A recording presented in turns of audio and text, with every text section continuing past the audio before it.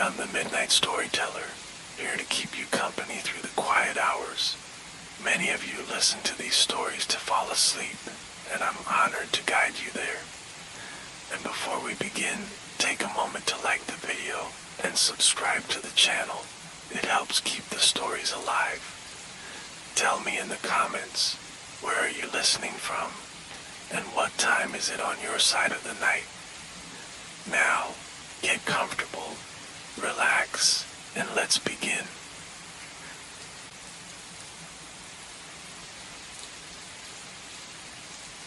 The problem with old surveillance systems wasn't just the glitches or the lag, it was the sheer number of forgotten feeds. Some cameras were abandoned years ago, still streaming to empty rooms, to places that no longer existed. Others kept watching places they were never meant to.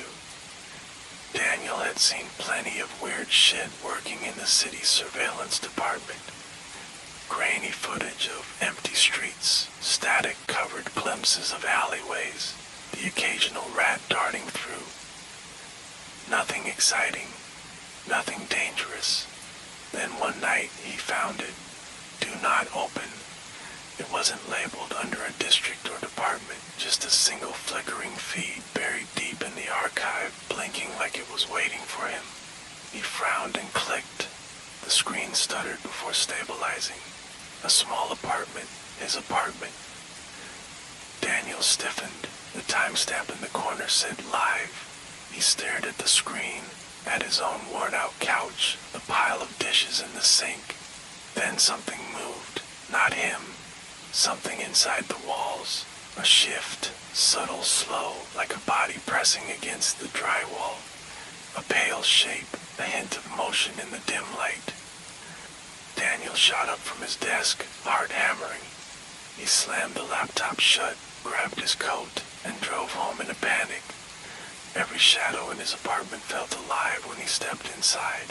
He checked the walls, ran his hands over the cool, unbroken drywall, pulled open the vents, checked under the bed. Nothing. Maybe it was a glitch. Maybe it was something worse. The next morning, Daniel returned to work, convincing himself it was a corrupted file. A prank. Something explainable. But the moment he logged in, the feed was waiting for him again. The do not open file blinking like it knew he was coming back. He hesitated, then clicked.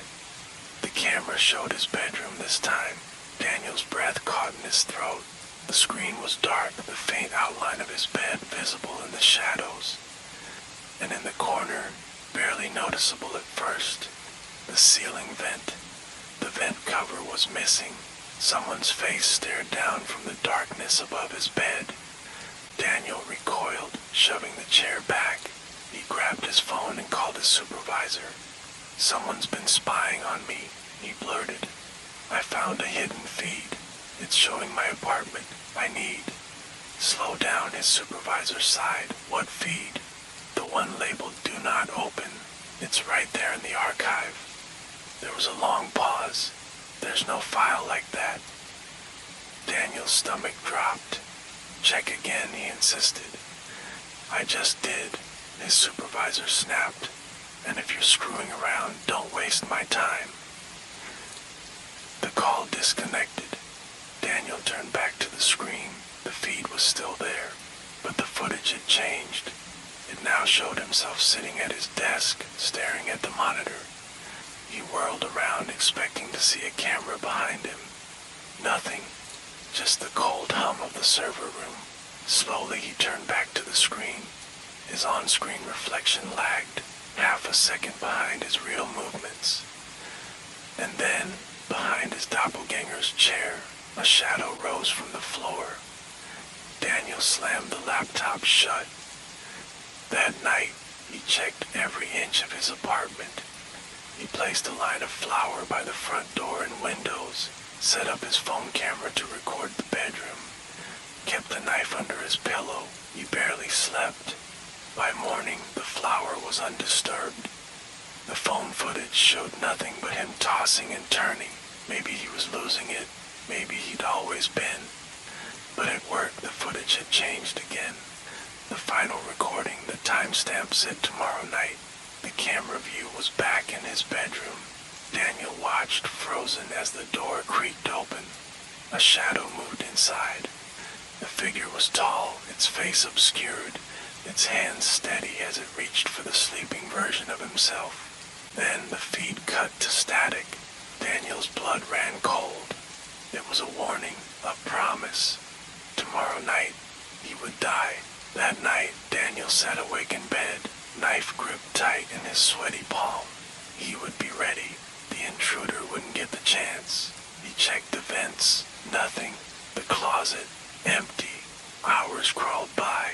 The city outside his window buzzed with life. But inside, everything felt stretched and wrong. Then at exactly 3:13 a.m., his laptop flickered on. The surveillance window reopened. But it wasn't his bedroom anymore. It was a new apartment. A different layout, unfamiliar furniture, a stranger sleeping in bed. And in the frame, just barely visible at the bottom of the screen, his own hands. Reaching. Strangling. Daniel let out a shuddering breath, staring at his hands in real life. They were shaking, but on screen, they were steady. His stomach twisted. The screen had never been showing the future. It had been showing what was always going to happen. He hadn't been a victim. He had been the next link in the chain. His breath came fast and shallow. He scrambled for his phone, fingers fumbling for the dial pad. He had to warn them. But the moment he hit call, his body moved on its own. The phone clattered to the floor. His legs carried him forward as if some invisible force had snapped into place. His fingers curled, knuckles widening as they formed into claws. Somewhere deep in the surveillance network, a new feed opened. It flickered, waiting, unblinking. A new worker, tired, curious, stared at the words on the screen. Do not open, and clicked. The end.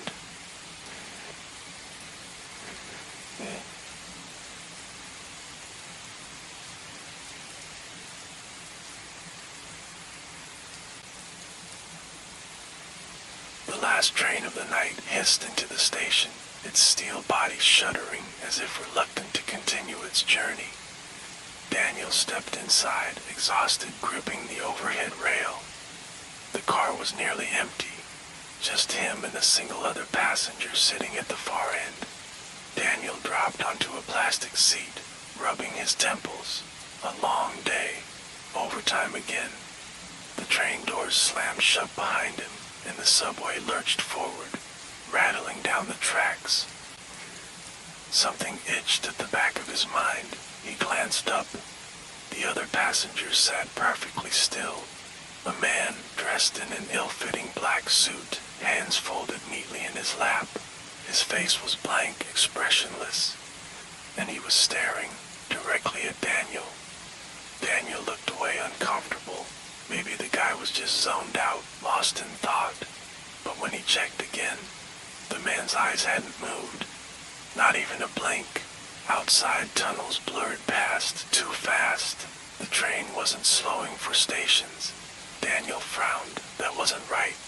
He checked the time on his phone. No signal. A dull prickle crawled up his spine. The man was still staring. Daniel shifted in his seat, forcing himself to look at anything but the man. The subway map above the doors, a familiar tangle of colored lines, but the names of the stations seemed off. Jumbled letters, symbols that didn't belong. He squinted. Was that even English? A rush of air howled through the tunnel. The train speed should have eased by now, but it only grew faster. The walls outside blurred into streaks of darkness. No station platforms, no slowing.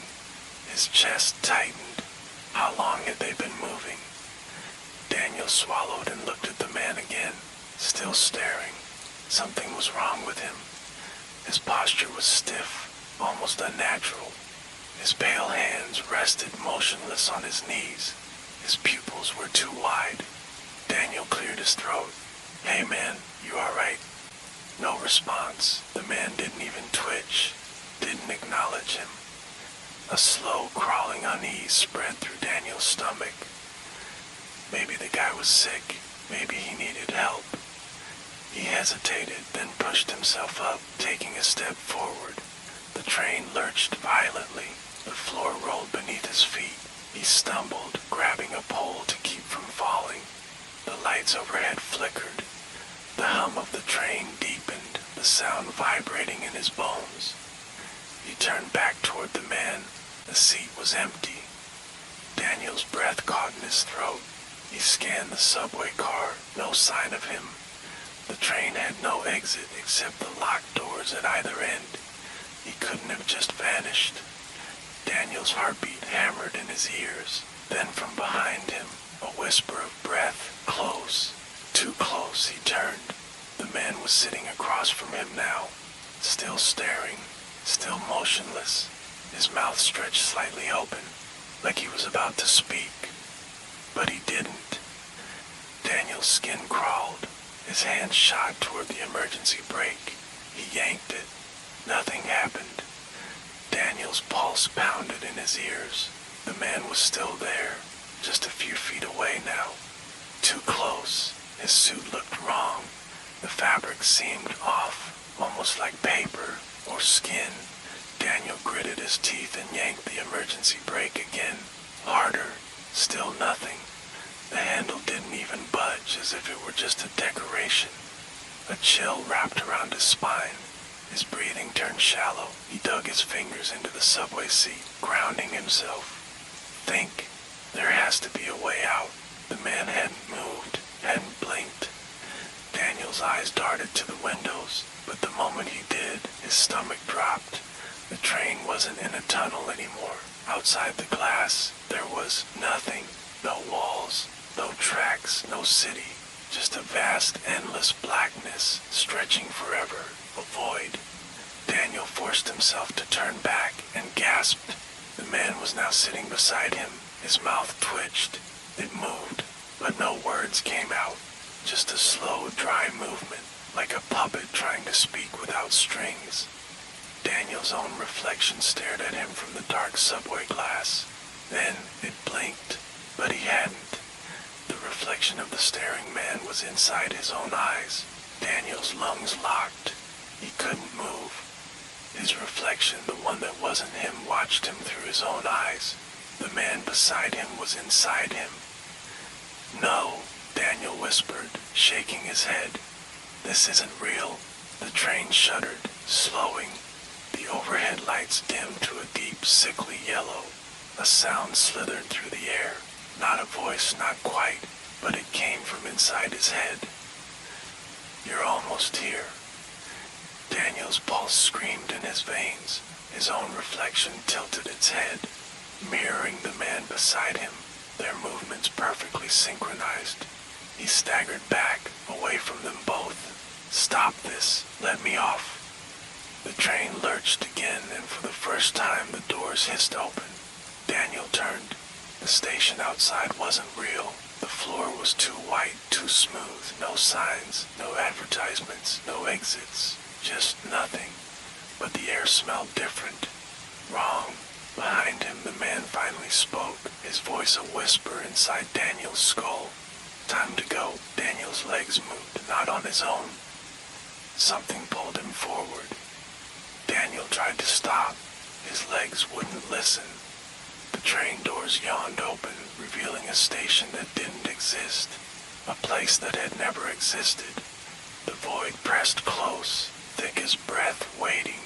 Behind him, the man's voice whispered, curling through his skull like smoke. You were always meant to arrive. Daniel's own reflection, the one in his eyes, the one that wasn't his, smiled. Then he stepped off the train. The doors slammed shut. The subway car lurched forward, swallowed by the darkness, and Daniel was gone. The end.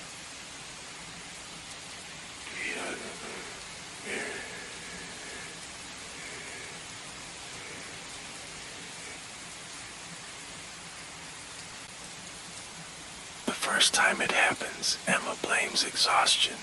She wakes up, staggers into the bathroom, and reaches for her toothbrush, then freezes. The mirror above the sink is empty. Her breath catches in her throat.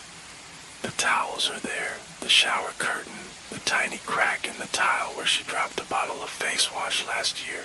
Everything is reflected except her. She waves a hand. Nothing. A slow, rising panic grips her chest. Maybe it's a dream. Maybe she's still in bed. But her reflection should be there. The mirror is clean. She should be there. She squeezes her eyes shut. Count to 3. Open them. Her face stares back at her. Emma exhales, a laugh bubbling out of her throat. A trick of the light. A momentary lapse in reality. She's fine, until it happens again and again. The next morning she checks the mirror before even brushing her teeth. The space where she should be is blank. No head, no shoulders, no hands. She waves again. Nothing. Heart hammering, she grabs her phone and flips to the front-facing camera. But as soon as she does, her reflection is back. Except now, something's wrong. She tilts her head to the left. The reflection tilts right. A perfect mirror image. But the eyes, they don't feel like hers. They linger on her, distant and unfamiliar, as if they belong to someone else entirely. The next day, she calls her best friend Sarah. I need you to see something. Just come over. Sarah watches her expectantly as Emma points to the mirror. My reflection's been disappearing, Emma whispers, but when it comes back, it doesn't move right. Sarah squints at the glass. Emma sees herself staring back. A perfect, normal reflection. Sarah raises an eyebrow. It looks fine as stomach twists. Of course it does. She forces a smile. Never mind. Guess I just need sleep. Sarah stays a while, laughing about some work drama, but Emma can't focus. She keeps glancing at the mirror, catching small details she hadn't noticed before. How her reflection doesn't blink when she does. How its lips don't part when she exhales. Then the next night, it smiles. She's brushing her teeth when she sees it in the periphery, a subtle shift, the barest curve of lips. But she isn't smiling. Emma drops the toothbrush, stumbles back. The grin widens. Her reflection lifts a hand, but hers stays at her side. The hand moves, fingers curling inward in a slow, deliberate wave. Emma turns and runs.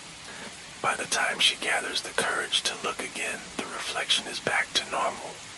This is not normal. The next day, she covers every mirror in her apartment, tapes newspapers over the bathroom glass, drapes sheets over the full-length one in her bedroom. Even her phone screen makes her uneasy, but the reflections find her anyway. That night, she wakes up to a shape standing in the doorway. A shadow. No, not a shadow. Her. She barely chokes down a scream. It doesn't move. She fumbles for the bedside lamp, and in the fraction of a second it takes for the bulb to flicker on, the figure is gone. The next night she sees it outside. She's washing dishes when she glances out the window and it's there, standing across the street beneath the flickering glow of a street lamp. It's wearing her clothes, her face, but its posture is wrong, stiff and unnatural, and it's watching. Emma slams the blinds shut. This has to stop. She gathers every reflective object she can find, her mirrors, framed photos, the black TV screen, and destroys them. Glass shatters, pieces scatter across the floor, jagged like teeth. Emma breathes hard, chest heaving. It's over. She turns and sees herself, but not in a mirror. No, she is inside the mirror. The world around her is inverted. The familiar angles of her bedroom are warped, dim, colorless. She raises a trembling hand to touch the glass. The other Emma stands outside, staring back and smiling. "Let me out," Emma whispers. Her reflection tilts its head. Its smile grows wider. and then without breaking eye contact, it turns away and walks out of the room. Emma slams her fists against the mirror, screams, but there's no one left to hear her. Only her reflection remains, living her life, and she is never getting out. The end.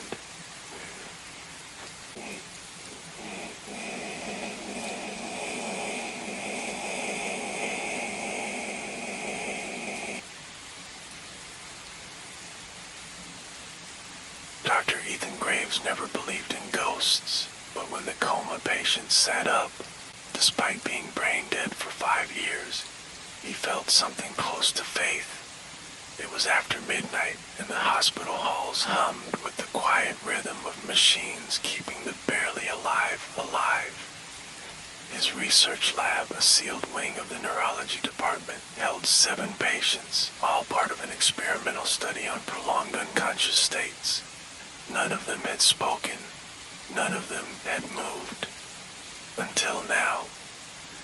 Subject 13 was awake, not breathing, not blinking, just awake. Ethan stood frozen as the patient grinned. The monitors screamed warnings, no heartbeat, no oxygen levels, no brain activity. And yet, the body sat upright, spine straight as a nail. Ethan swallowed. "Can you hear me?" The patient's head tilted, too far back like a broken mannequin, and then in a voice too soft, too familiar, "You should never have come back." A coldness filled Ethan's ribs, spreading like spilled ink. He took a step closer. What did you say?" The patient smiled wider. Then, word for word, breath for breath, they repeated one of Ethan's childhood nightmares. "You're in bed, and the closet door is open. You close it, but it never stays closed. You hear breathing, but not from your mouth. It's under the bed, watching, waiting. You pull the blanket over your head.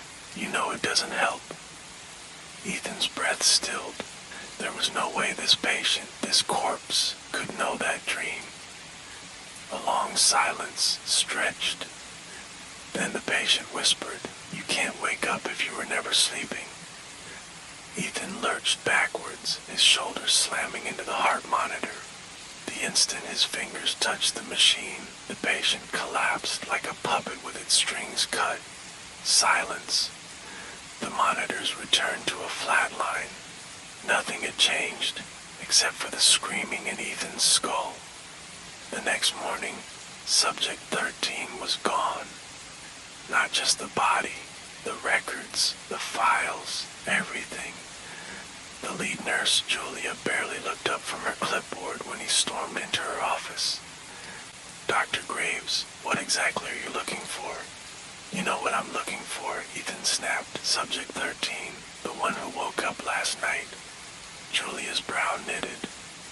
Dr. Graves, there's no Subject 13. Your study only has 6 participants." "No, that's impossible. He shook his head. "I spoke to them. They sat up. I have security footage." Julia's face didn't change. Not confusion, not concern. Just a blank, waiting expression. A low, cold fear slithered into his stomach. He shoved past her and sprinted toward the security room. When the footage played, his breath stopped cold. The screen showed him standing alone in Subject 13's room, talking, gesturing. But the bed was empty. The monitors were silent. The timestamp showed no interruptions, like he had spoken to thin air. Ethan left the hospital in a daze. The white noise in his head had become deafening. His hand shook as he pressed his key into the front door of his house. It turned. The door swung open. His wife, Anna, stood in the hallway. She stared at him. A stranger's stare. Her voice was calm, too calm. "Can I help you?" Ethan forced a chuckle. "Not funny, Anna." She didn't move. Her fingers flexed at her sides. Then, "I'm sorry. Do I know you?" Something cold drained down his spine. He took a step forward, and she took one back. His throat tightened. "Anna, stop. It's me." "Who?" she asked. She wasn't joking. His heartbeat thundered. Something was wrong. He turned toward the living room. Their wedding photos, gone. The framed vacation pictures, only Anna, standing alone. No trace of him. Ethan's hands shook. Check your phone. My number, my messages. She hesitated. Then slowly she lifted her phone, typed something, and frowned. There's nothing, she said. I don't have anyone by your name. Ethan ran to the bathroom. He flicked the light on, looked in the mirror, and froze. His reflection was delayed, a fraction of a second behind, and it was still wearing his hospital ID badge. His breath hitched. He looked down. His lab coat was gone. He was in civilian clothes. His reflection was not. Then his own voice from inside the mirror spoke. You should never have come back. Ethan staggered back, knocking over the sink tray. He bolted out of the house, leaving his wife, that woman, that stranger, staring after him. He drove back to the hospital like a man possessed. He barged into his office, only to find someone else sitting at his desk, a man in a white coat, a doctor. The man looked up, mildly annoyed. Can I help you? Ethan stared at the nameplate on the desk. It read, Dr. Malcolm Reed, head of neurology. Ethan's name was nowhere. His chest constricted. He backed out of the room. His shoes scuffed against the tile. Every hallway felt too long, every door an inch out of place. Something was erasing him. His footsteps carried him to the archive room, some last desperate instinct.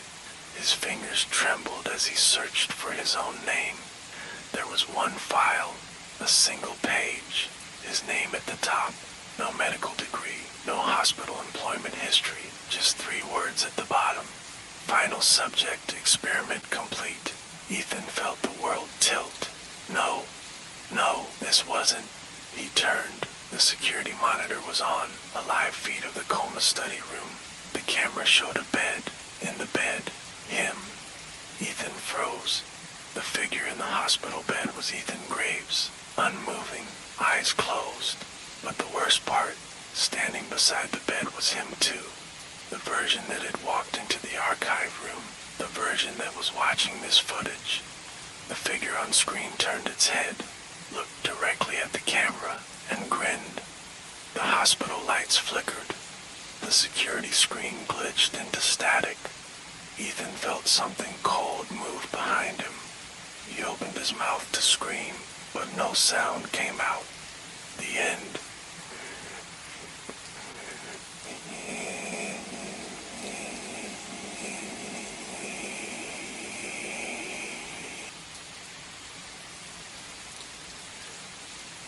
The diary wasn't there a second ago. Claire was sure of it. It sat on the bookshelf near her table, wedged between an old Agatha Christie novel and a battered city guide. She hadn't seen it when she sat down. But now, there it was. The cover was leather, scuffed, the edges curling like an old book that had been handled too often. Her fingers hesitated before picking it up. She flipped to the last entry, and her breath stopped in her throat. You are reading this now in the Café de Lune on March 6th, 2025. You just took a sip of coffee. The barista in the red sweater just dropped a spoon. You'll forget this in 10 minutes. A spoon clattered to the floor behind the counter. Claire's chest tightened. She flipped to the first page. The name written inside was her own, Claire Holloway, scrawled in familiar looping cursive. Her handwriting. Her pulse pounded in her ears. This is a prank, she told herself. Someone must have planted it. She shoved the diary into her bag. 10 minutes later, she checked again. It was gone. She returned to the Café de Lune a week later. She told herself it was for work, researching the case of a missing woman, Nora Graves. But deep down, she knew better. Something was wrong. She had been forgetting things, little things. A notebook that wasn't where she left it. A bruise on her arm she didn't remember getting. And worst of all, this gnawing sense of deja vu. She ordered coffee. The barista was different this time. Her eyes drifted to the bookshelf, her stomach twisted. The diary was there again. She reached for it with shaking hands. This time the final entry was different. You already forgot once. Read it again. Claire's throat went dry. She touched the ink, still wet. Her hands trembled as she flipped through the pages. The handwriting changed. Some entries were neat, controlled. Others were frantic, scrawled like a hand was shaking while writing them. One entry, dated 2 weeks ago. Stop reading. If you keep reading, you'll be trapped. Another from 4 months ago. You asked about Nora Graves. She was never missing. You were.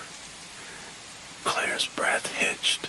She fumbled for her phone, heart pounding as she pulled up the missing persons report. She stared at the attached photo. Nora Graves looked like her, but not quite. Something was wrong. She grabbed her phone, switched to the front camera. Her own face stared back at her. She should have felt relief, but instead all she could think was, what if that's not my face? Claire took the diary home.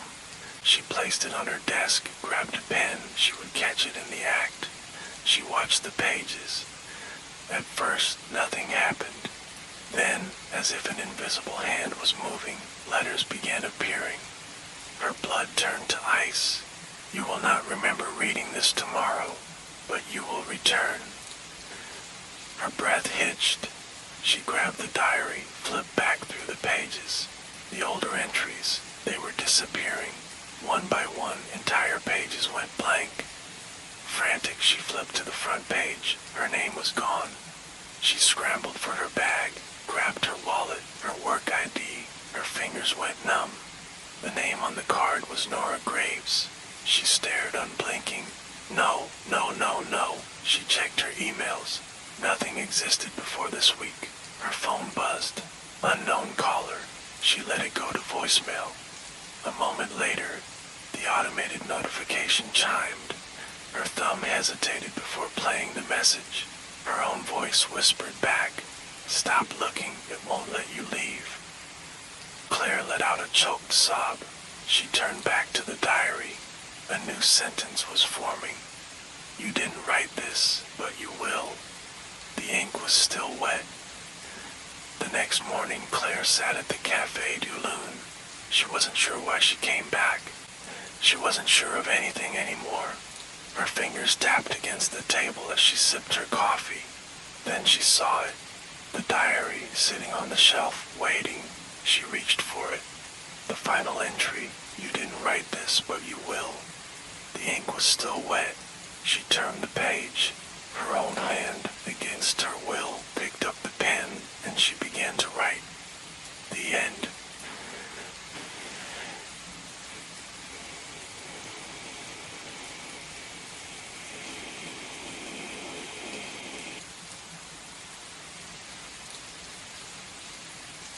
Lena locked herself in her apartment, her pulse hammering against her ribs. She pressed her back against the door, every nerve in her body screaming to move, to pack, to run, to leave. But she didn't. She slid down to the floor instead, her breath uneven. Maybe she imagined it. Maybe it was exhaustion, stress, sleep deprivation. But she knew better. She had hurt herself behind that door. The air in her apartment felt wrong, like it still remembered what had happened. Every shadow in the corners seemed deeper, stretched slightly beyond where they should end. The hum of the refrigerator was too steady, too rhythmic, like a breath instead of a machine. Lena didn't sleep that night either, and when morning came, she told herself she would leave, find a different place. It didn't matter where. A couch, a car, anywhere but here. But when she opened the door, the hallway had changed. The sloped floors were the same. The damp smell of old plaster remained, but B2, it was gone. No door, no markings, just the same blank wall that had always been there. Lena exhaled, a sharp, disbelieving laugh escaping her lips. She ran upstairs, checked the directory. B2, unoccupied. Her name was gone. Had she dreamed it? A hallucination from exhaustion? Maybe she just needed sleep. By the third day, she convinced herself she had imagined the whole thing. The whisper days passed, then a week, then two. Life in the basement returned to normal.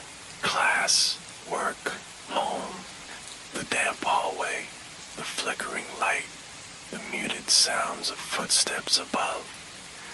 But she couldn't shake the feeling that something was watching. It was subtle at first. A faint weight behind her shoulders, a presence that wasn't quite there. The sense that, when she unlocked her apartment door, someone was standing behind her. She never turned around. She wasn't sure what she'd see. Then came the whisper. She had just settled into bed, the old pipes clicking in the walls. Her eyes were heavy, finally surrendering to sleep. Lena, her eyes snapped open. She lay completely still, barely breathing. The voice had come from inside her apartment. Lena, it whispered again, soft and familiar. She turned her head slowly. The apartment was dark, nothing out of place, just the glow of the alarm clock. "It's okay," the voice said. "You can turn on the light." Her chest seized. She knew that voice, her own. Lena's fingers twitched toward the bedside lamp, but stopped. Her mind screamed, "Don't." She squeezed her eyes shut instead, pulling the blanket over her head like a child hiding from a nightmare. She didn't move again until morning. When she finally worked up the courage to look, the apartment was normal, no sign of anything. But the hallway light, it was already on. B2 returns. That night, Lena sat in her bed, clutching her phone. She had to leave. Now. But as she started to pack, a sound echoed through the basement. A soft, deliberate knock. Her stomach turned to ice. She already knew where it had come from. B2. The door had returned. She stepped into the hallway. The air felt thick, charged with something she couldn't explain. The door at the end stood open just a crack, a sliver of warm light spilling out, and inside, she saw herself, sitting on a bed, head tilted slightly, smiling, a perfect mirror. Lena, her own voice, beckoning. Her other self raised a hand and crooked a finger, an invitation. Lena's breath hitched. She stumbled back, fumbling for her doorknob. The other Lena only smiled wider. "You don't have to be afraid." Lena yanked her door open, shoved herself inside, and slammed it shut. Her ears rang. Her chest heaved. She didn't sleep, didn't move, just waited. But no knock came. The final rule by morning, she had a plan.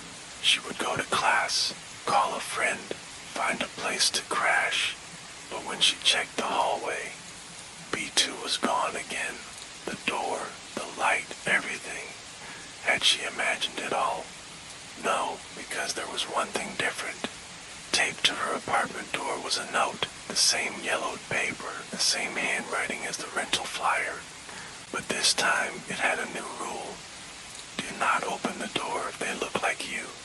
Lena didn't go to class that day. She packed, she ran, and she never looked back. The end.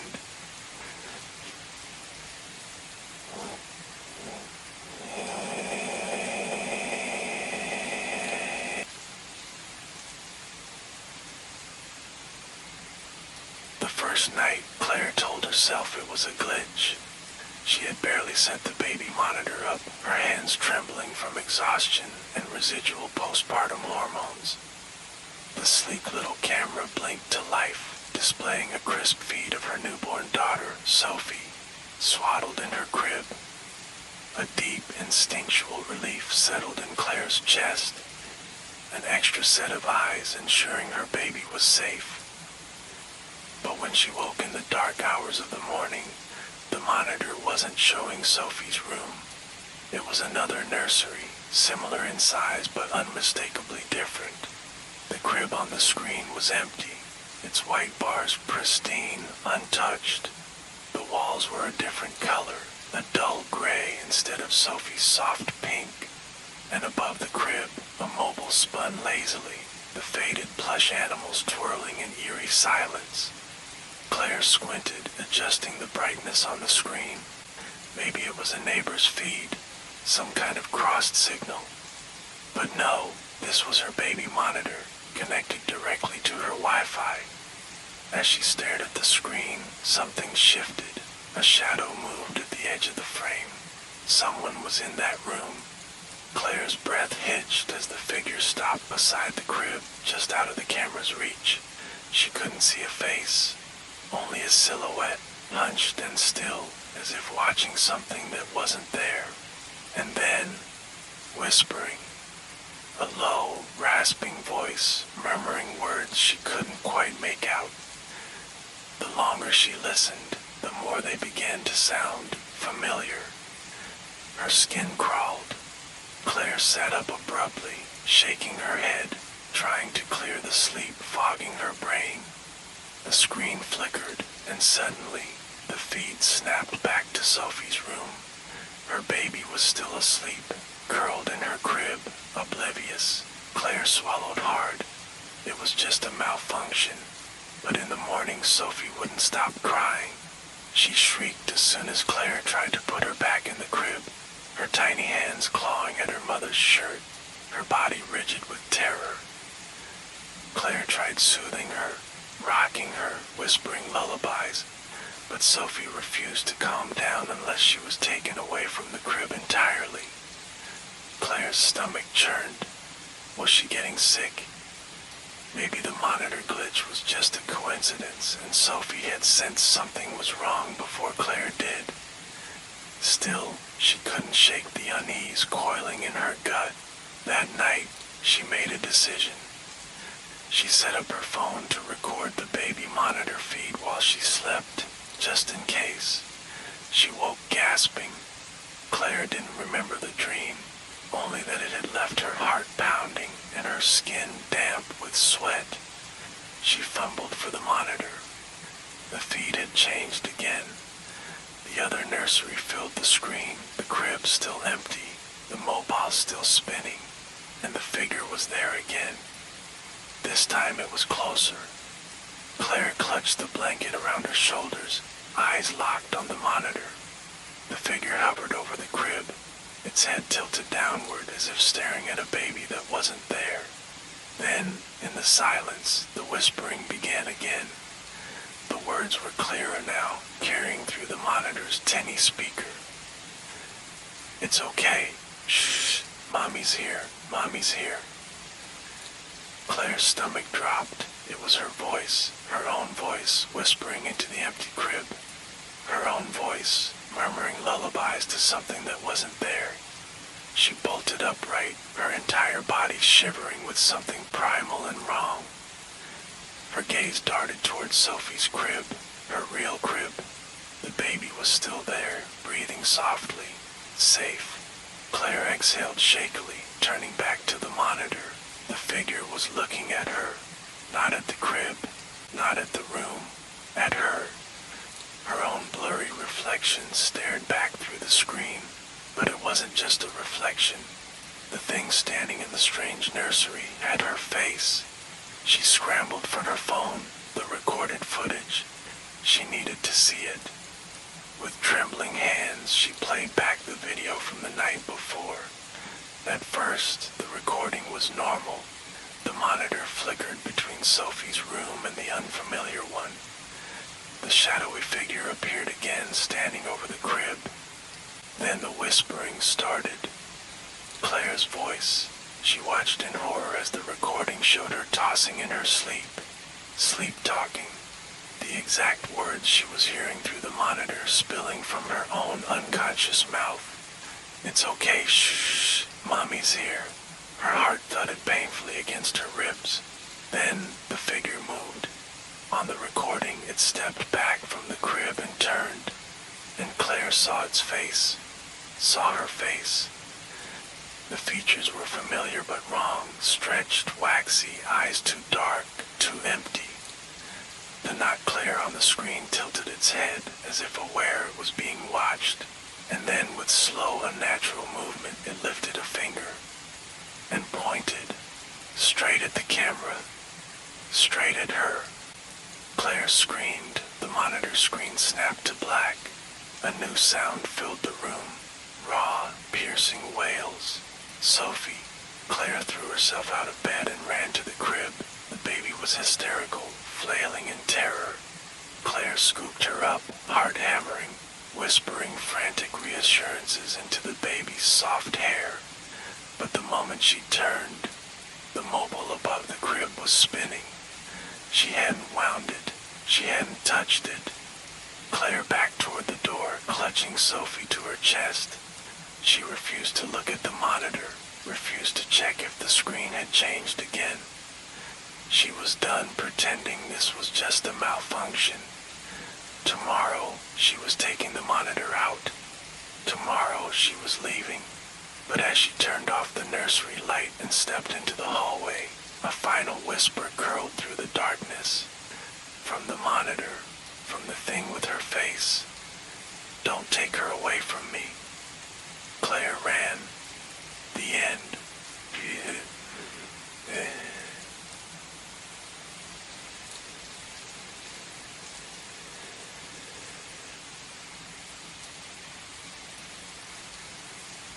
The gas station bell jingled as Daniel pulled in. The tires crunched over loose gravel, the sky above a dull, bruised gray. The air smelled of impending rain, sharp and metallic. He stepped out, stretching, rolling his neck. The place looked like something from an old postcard, rusted gas pumps, a faded Coca-Cola sign swaying in the wind. The attendant, an older man in oil-stained coveralls, barely looked up. Back again. Daniel froze. Sorry, he asked. The attendant wiped his hands on a rag, his expression unreadable. I said back again. Thought you weren't coming back this time. Daniel frowned. I've never been here before. A pause. A look, just a flicker of something. Amusement. Recognition. Sure you haven't. A gust of wind swept through the lot, kicking up dust. The air felt suddenly wrong, thicker, closer. The sensation prickled the back of Daniel's skull, like the moment before a car crash. Shaking it off, he paid for gas and walked back to his car. He pulled out his phone and saw a notification. Missed calls, 243, unknown number. His stomach clenched. His fingers felt numb as he tapped the voicemail icon. A single message. The sound of his own voice ragged and frantic. Daniel, listen to me. You have to go. A rustle, a gasp, the static of someone struggling to breathe. Don't go into the diner. Please, for the love of God, don't. A scream. The message ended. The wind died. The silence after felt too deep, too expectant. Across the street, the diner's neon sign flickered. The inside was packed, people sitting in perfect stillness, all of them staring at him. And then, the door swung open. A woman in a waitress uniform stood in the doorway. She tilted her head, her smile too wide. You can't leave until you remember why you came. Daniel ran, back to the car, tires screeching as he peeled out of the gas station. The town blurred past, the post office, the barber shop, the empty church. He passed the diner, the people inside still watching, still waiting. The road stretched into the horizon, empty and clean. He pressed the gas harder, 70, 80. This time he'd break free. The sign appeared on the right, welcome to Ashford. No, that wasn't possible. That wasn't. The gas station materialized ahead. The same rusted pumps, the same faded Coca-Cola sign. His car skidded into the gravel, spinning to a stop in the exact same spot he had left. The engine should have been screaming hot. It wasn't. The attendant looked up. Back again. Daniel slammed his fists on the steering wheel. The man shrugged, like he'd heard it all before. Daniel's pulse pounded in his throat. He grabbed his phone. The missed calls had doubled.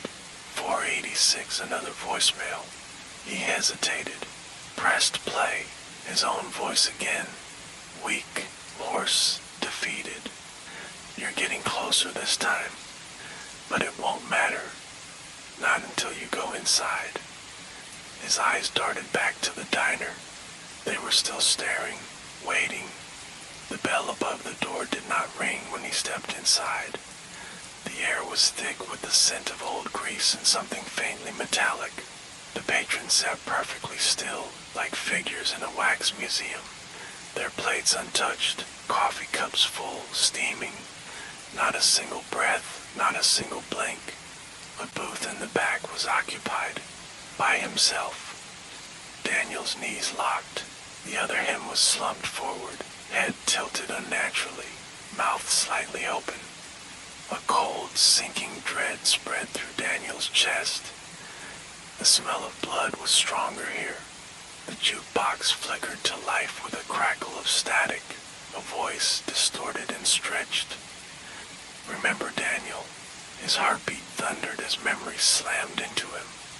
The storm, the headlights on an empty road, the woman standing in the rain flagging him down, her voice, "Please, I need help."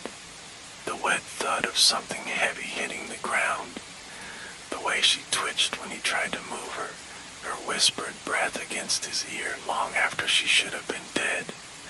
"You'll come back, Daniel." Blood pooling under a booth. His vision snapped back. The corpse under the table, a woman. Her lifeless eyes locked on his. The missing woman. The one he had been investigating. No, it wasn't possible. He wasn't a killer. The waitress set a fresh cup of coffee on the table. Steam curled into the shape of a hand. Daniel's reflection in the diner window didn't move when he did. "You always come back," the waitress murmured, "just like you always do." The bell jingled.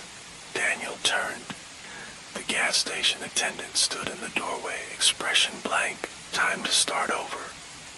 The wheel jerked under his hands. Daniel's breath came in ragged gasps as his tires skidded over loose gravel. The town was behind him. He was getting out. He had to. The road stretched ahead. The sign loomed in the distance. "Welcome to Ashford." His phone vibrated. Unknown number. Missed calls. 729. Another voicemail. His own voice weaker now, cracking. "You've been here before, haven't you?" The car pulled into the gas station as if on its own. The attendant looked up. Back again. Daniel gripped the steering wheel as the gas station bell jingled behind him, and the loop began again. The end.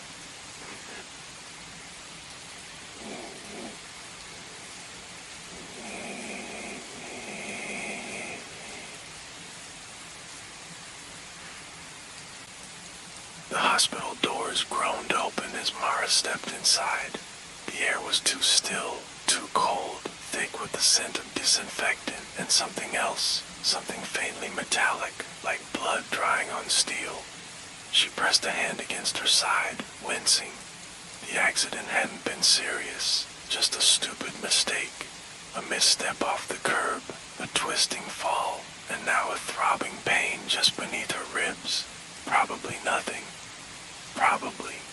But she hadn't wanted to take chances. The emergency room should have been busy. It was late, but not that late. Hospitals didn't sleep, right? But the waiting room was deserted. Rows of plastic chairs stretched out under flickering fluorescent lights. No one sat in them. The vending machines hummed in the corner, full of neatly stacked snacks that no one seemed to be buying. The front desk loomed at the far end of the room, where a receptionist, a woman with washed-out features, pale lips, and hollow eyes, stared at her computer screen. Mara cleared her throat. "Hey, do I need to sign in somewhere?" The woman didn't move. Mara took a step closer. "Excuse me." Still nothing. The receptionist's fingers hovered over the keyboard, poised to type but never pressing a key. Mara frowned. Her heartbeat already rattled from the fall, up an uneasy rhythm. The phone in her pocket vibrated. She jumped, yanking it out, half expecting a text from her sister. "Where are you? Are you okay?" But the screen only showed a missed call. Unknown number. No voicemail. Weird. A door on the far side of the room creaked open. A nurse stood in the doorway. Her uniform was crisp, too clean, her cap perfectly perched on dark curls. She smiled, too wide, too still. "Mara?" Mara hesitated. Yeah." The nurse gestured down the dim hallway. "Follow me." The words sounded rehearsed, like someone reading from a script they barely understood. Mara glanced back at the front desk. The receptionist hadn't moved, not an inch. A slow, creeping sensation crawled over her skin, but she shook it off. "You're being paranoid. It's just a hospital, just a quiet night shift." Still pressing her side, she stepped forward. The nurse held the door open. Mara walked through. The door shut behind her. The waiting room was gone. The hallway stretched on. Mara followed the nurse, footsteps muffled by the waxy tile floor. The overhead lights buzzed softly, flickering now and then. The air was thick with something stale, the kind of emptiness you felt in abandoned places, where dust should have settled but hadn't, where no one should be walking, yet here they were. She glanced at the doors as they passed. Exam room 101, exam room 102, exam room 103. All the doors were slightly ajar. Beyond them, she could see hospital beds neatly arranged, but the beds weren't empty. Figures lay beneath stiff white sheets, perfectly still. Their faces were turned away, swallowed by the dimness of the rooms. None of them moved. None of them breathed. Mara swallowed hard and sped up, stepping closer to the nurse. "How much farther?" she asked, trying to keep her voice steady. No response. The nurse kept walking, her shoes tapping against the tile in a slow, metronome rhythm. Mara's stomach twisted. She glanced at the room numbers again. Exam room 109, exam room 110, exam room 111. Hadn't they already passed these? She turned her head slightly, glancing back over her shoulder. The hallway stretched endlessly behind her. She stopped walking. The nurse kept going. "Hey," Mara called, voice tight. I think something's wrong. We should have reached the exam rooms by now, right?" The nurse didn't slow down. Mara's pulse throbbed against her ribs. She turned all the way around. The door they'd entered through was gone. The hallway had swallowed it whole. Her phone vibrated. Mara's breath caught in her throat. With trembling fingers, she pulled it from her pocket. The screen showed a missed call. Unknown number. A new voicemail. Shaking now, she tapped play. Static crackled in her ear. Then, her own voice, hoarse, whispering. "You checked in." A pause. "You'll never check out." The hallway plunged into darkness. A dozen beds squealed as their sheets shifted. Mara ran. Mara sprinted down the hallway, breath tearing through her throat. The darkness pulsed around her. Not complete, just enough for shadows to stretch long, for figures to shift at the edges of her vision. The walls narrowed, closing in like a throat about to swallow. She reached the next door and shoved it open. A hospital room. It should have looked normal. A single bed, an IV drip, a monitor.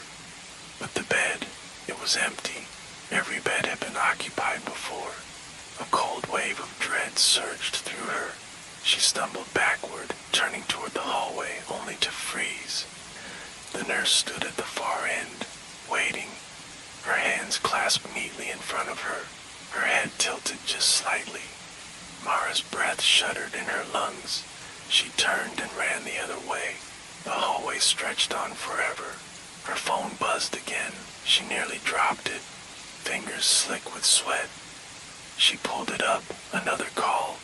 Unknown number. Her stomach nodded. She answered, Static.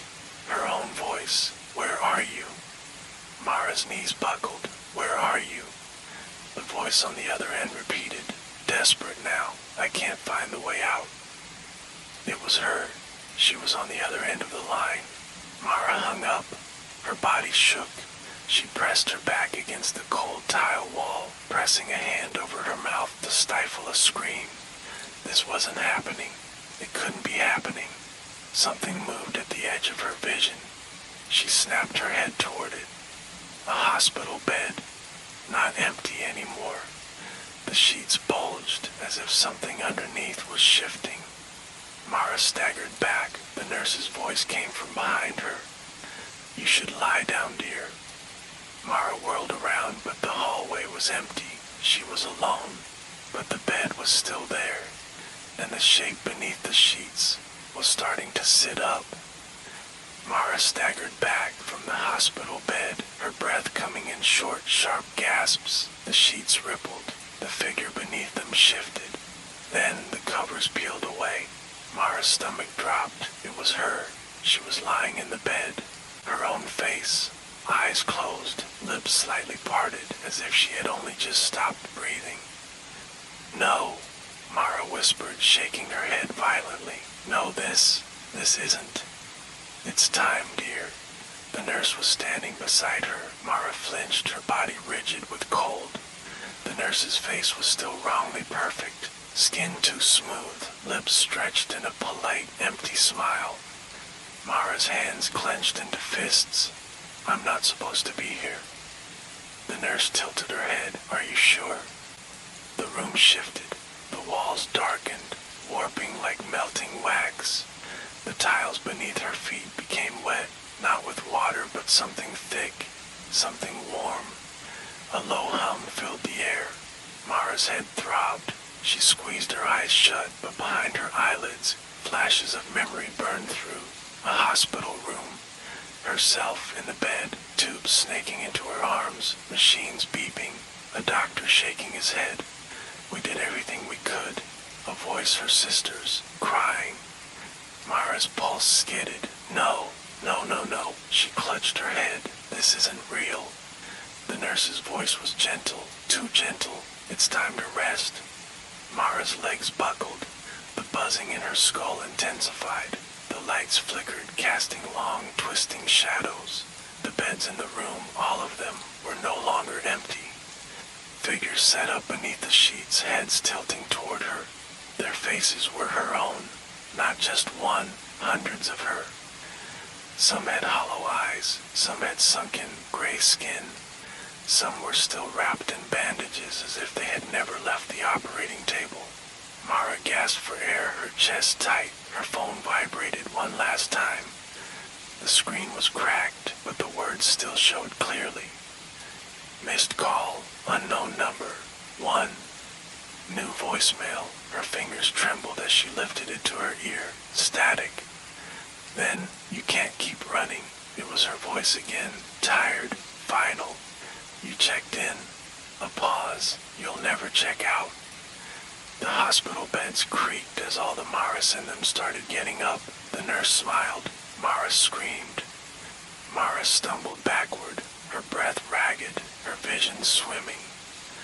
The figures herself rose from the hospital beds, their movements slow, unnatural. Some of them reached toward her. Some of them smiled, the same polite, distant smile as the nurse. Mara's body shook. She turned to run, but there was nowhere to go. The hallway behind her was gone, swallowed by shadows. Her phone screen flickered, the cracked glass distorting the last message. No service. No exit. The nurse stepped closer. Mara's legs gave out, and she sank to the cold, waxy floor. Her own voice whispered through the hospital speakers now. You checked in. The hospital lights dimmed. You'll never check out. The last thing Mara saw was the nurse's hand, gentle on her shoulder, guiding her back toward the bed. Her bed, the one she had never left. The world faded to white. Somewhere far away, a new voice spoke at the front desk. Hey, do I need to sign in somewhere? The receptionist didn't move. The door at the far end of the room creaked open. A nurse stood there, smiling. "Follow me." The end.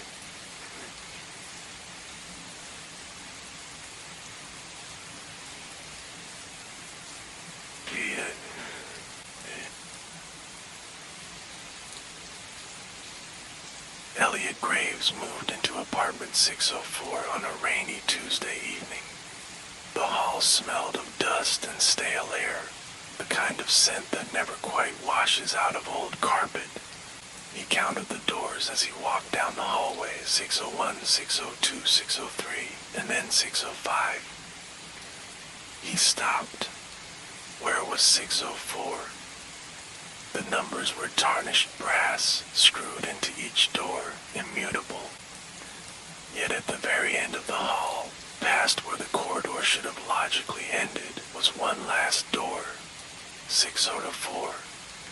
It was as if the building had stretched itself to accommodate one more unit, a space that should not exist.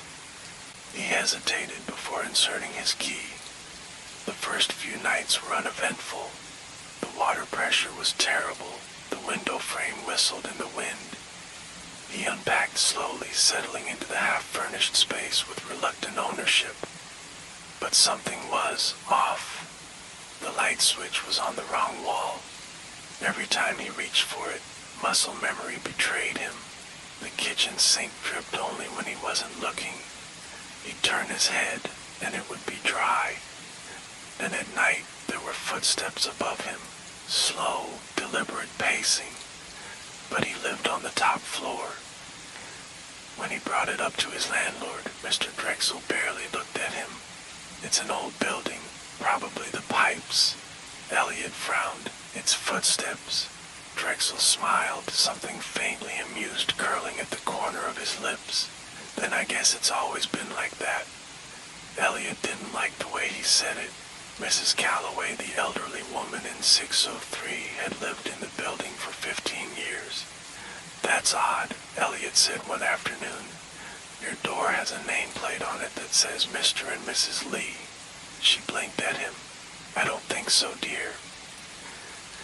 Elliot was sure he had seen it, but that night when he checked, the tarnished plate just read Calloway. Maybe he was tired. The unease built like pressure in his skull. The footsteps never stopped. Every night a slow thump, thump, thump. So one night he decided to check. He stepped into the stairwell, heart pounding. The sign by the door read 6th floor. He climbed. 1 flight, 2. The stairs ended. Not at another floor, not at a door, just a wall. The 7th floor didn't exist. Elliot descended, his breath tight in his throat. When he returned to his apartment, he felt his stomach lurch. The furniture was wrong. Everything had shifted. The couch was against the wrong wall. The TV faced the windows instead of the kitchen. He stepped into the bedroom. His bed was unmade. He had made it that morning. His bookshelves were reversed, spines inward, as if someone had turned them to hide the titles, and the framed photograph on his nightstand was no longer of his family. It was a different family. A husband, a wife, 2 children. They were all smiling at him. Elliot backed into the hallway, his pulse hammering in his ears. His breaths came shallow, short. "Mr. Drexel," he muttered, half-dazed. "I need to." Drexel was already standing at the end of the hall. "Why fight it?" he said. "You've always lived here." Elliot's body ran cold. The ceiling, there was a crack in the ceiling, a long dark split where the plaster had peeled back, and through that crack he could see another apartment, a mirror of his own, an upside-down version, layered just above him, not above, under. The footsteps had never been coming from above. They had been coming from the apartment below, the apartment that shouldn't exist. Elliot turned back to his door, fumbling with his key.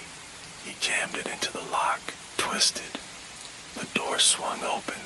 Inside stood himself. Elliot Graves, same face, same clothes, smiling. The family in the photograph was standing behind him now, watching. Their heads turned in unison, eyes wide and fixed on Elliot. Elliot slammed the door and ran. Down the hall, down the stairs. He burst outside, lungs burning. The street was empty. The lights in the building were all dark. The sky had shifted. No stars, just a dull, bruised glow. He turned back to the apartment entrance. The sign above the door read 605. His hands trembled as he pulled out his phone. He needed to call someone. The screen lit up. His wallpaper had changed. It was the family from the photograph, smiling at him. From behind him, his own voice called out, "Come back inside. You've always lived here." The end.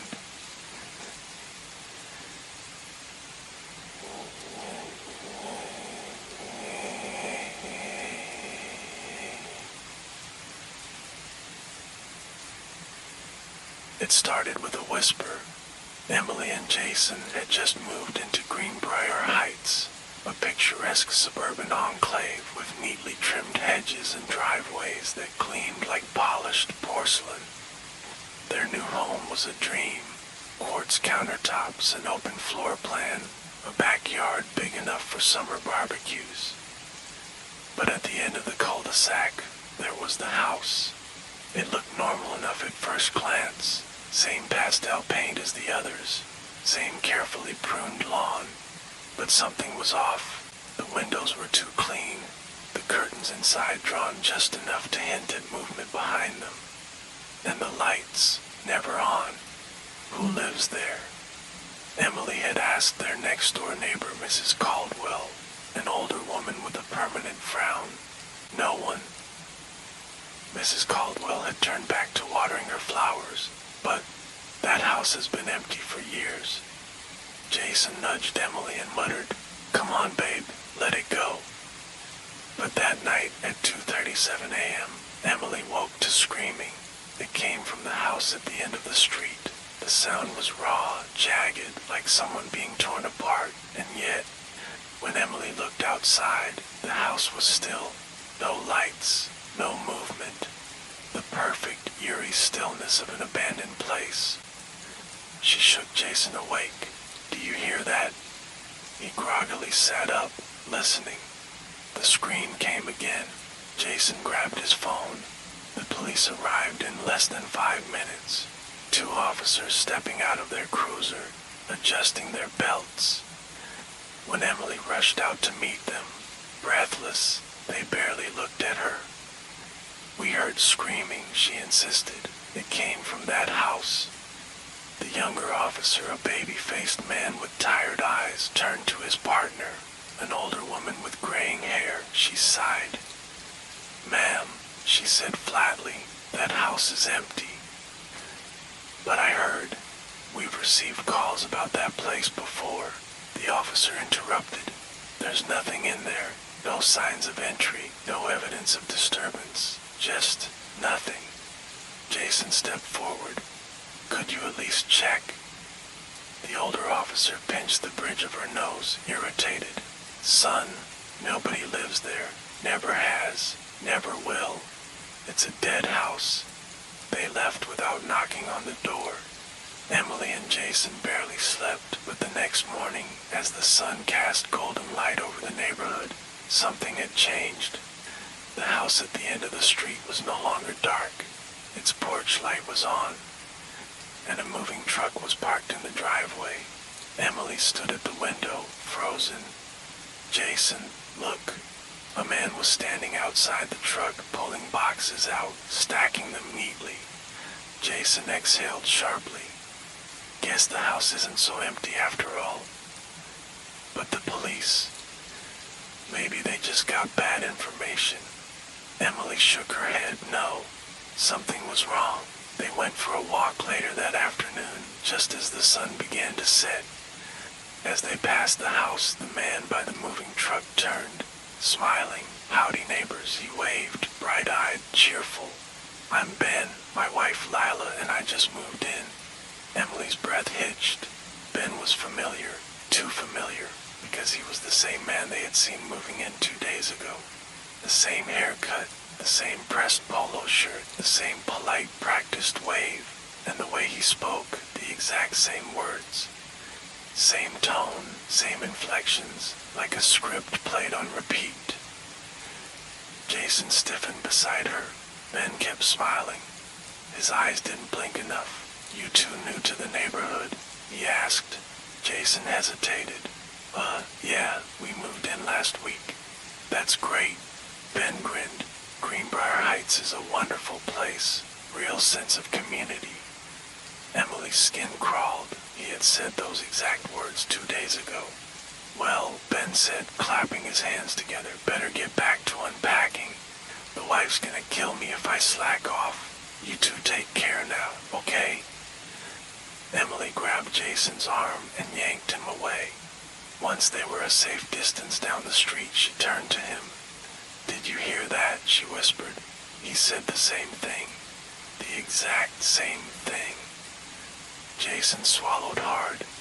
Maybe he's just a weird guy, like one of those people who rehearses conversations.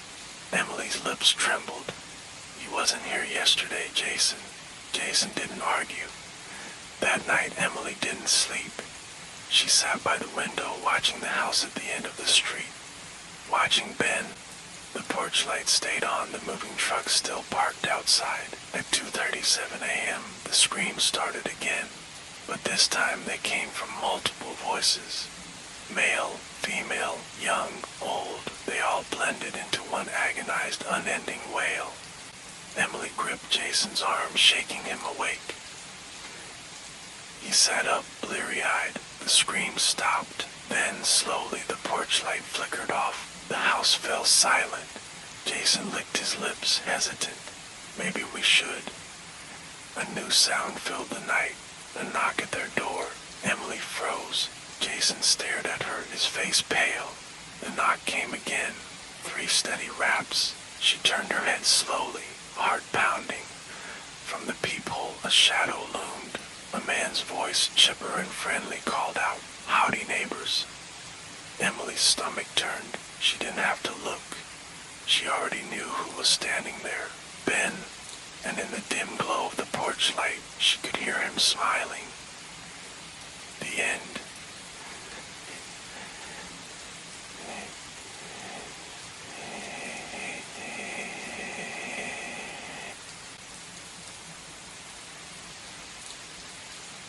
Claire found the album in the attic. It was wedged between stacks of yellowed newspapers, the kind her mother always claimed she'd get around to reading. Dust curled into the air as she pulled it free, sending a shiver through her as she wiped grime off the cover. The label was faded but still legible, 1989 to 1995, her childhood years. She should have left it alone. But Claire had always been sentimental, the kind of person who still kept old birthday cards in a shoebox. And today, this visit home, this return to a house that had felt more and more like a stranger over the years, she needed something familiar. She opened the album. The first picture was a summer day. She recognized the backyard immediately. The sprawling oak tree, the rickety wooden fence, the blue plastic kiddie pool. Her father sat in a lawn chair, beer in hand, laughing at something just out of frame. She remembered that day. She remembered running through the sprinkler, shrieking as the icy water hit her sun-warmed skin. She remembered her mother scolding her for tracking wet footprints onto the porch. She remembered sitting on her father's lap, shivering in a towel while he told her she was the bravest little fish. But she wasn't in the picture. Claire blinked. She flipped to the next one. A birthday party. The kitchen table was covered in a pastel tablecloth, a half-melted cake sitting in the center. Her mother and father stood behind it, smiling.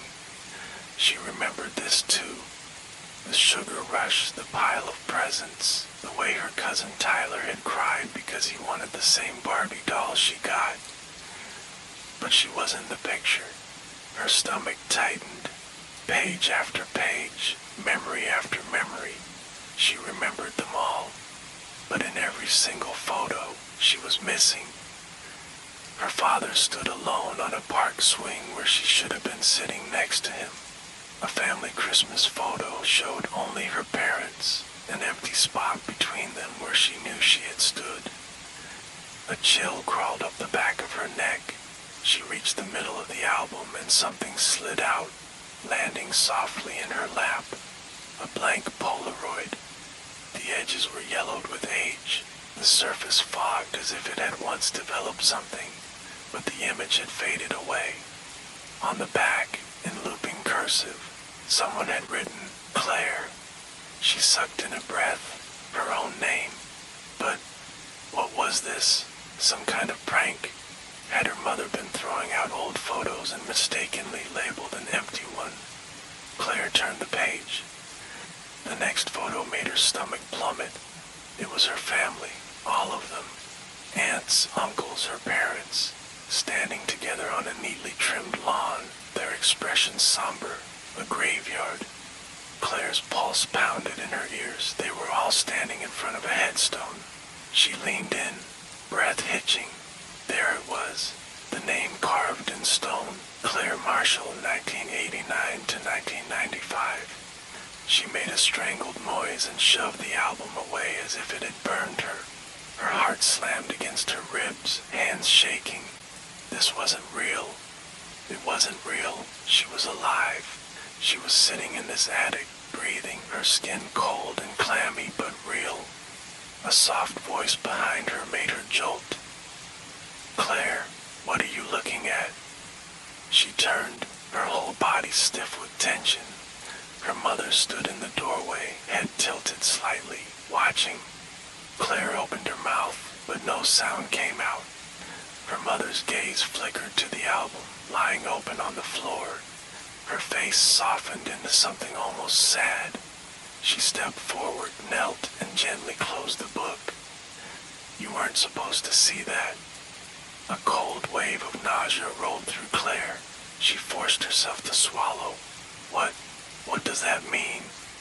Her mother sighed, as if trying to find the right words. Then she reached out and squeezed Claire's hand. It's okay, honey, let's go downstairs. The way she said it, soft, gentle, final, sent a deep, primal terror lurching through Claire. She yanked her hand back. No, you need to tell me what this is, what that photo means. Her mother only shook her head. Come on, sweetheart, we can talk about it later. Claire's breathing turned ragged. No, she was alive. She was real. She grabbed the album, wrenching it open again, but the photo was gone. The graveyard picture, the headstone, gone. Instead, the last photo was of the backyard, empty, untouched by time. Claire's hands trembled violently. Her mother stood, brushing imaginary dust from her sweater. You should get some rest. Claire stared at her, throat dry. Why aren't you answering me? Her mother only smiled, her expression unreadable. She turned and walked out of the attic. Claire sat there for a long time, her mind a tangled mess of dread and disbelief. Finally, she looked down at her lap. The blank Polaroid was no longer blank. Her breath hitched. The image had developed. It was a picture of the attic, right now. She was sitting in the exact same spot, her hands gripping the album, her eyes wide with horror. But in the photo, her mother wasn't there. The attic door creaked. Claire's head snapped up. Her mother was still gone. But her voice, soft, softer now, drifted from the darkness of the hallway. Come on, sweetheart, let's go downstairs. Claire's pulse stuttered. The voice was too far away. The photo album sat heavy in her lap, but she didn't dare look at it again.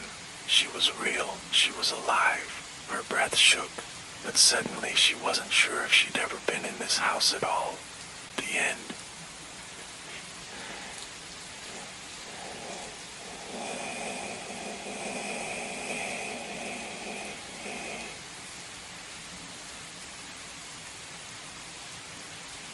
The office was silent at this hour, the kind of silence that hummed like the building itself was breathing. Daniel rolled his stiff shoulders and glanced at the clock. 1:13 a.m. Too late, too tired. He should have left hours ago, but the quarterly reports weren't going to fix themselves. He sighed, shutting down his computer. Outside his cubicle, the office stretched into darkness. Rows of empty desks, the faint glow of monitors in sleep mode. The cleaning crew had left hours ago. He was alone, or at least he should have been. As he walked toward the elevator, his shoes made an unnatural echo. Too sharp, too delayed. He paused, turning his head slightly, but there was nothing. Just the open-plan office, dim and empty. The elevator chimed softly as the door slid open.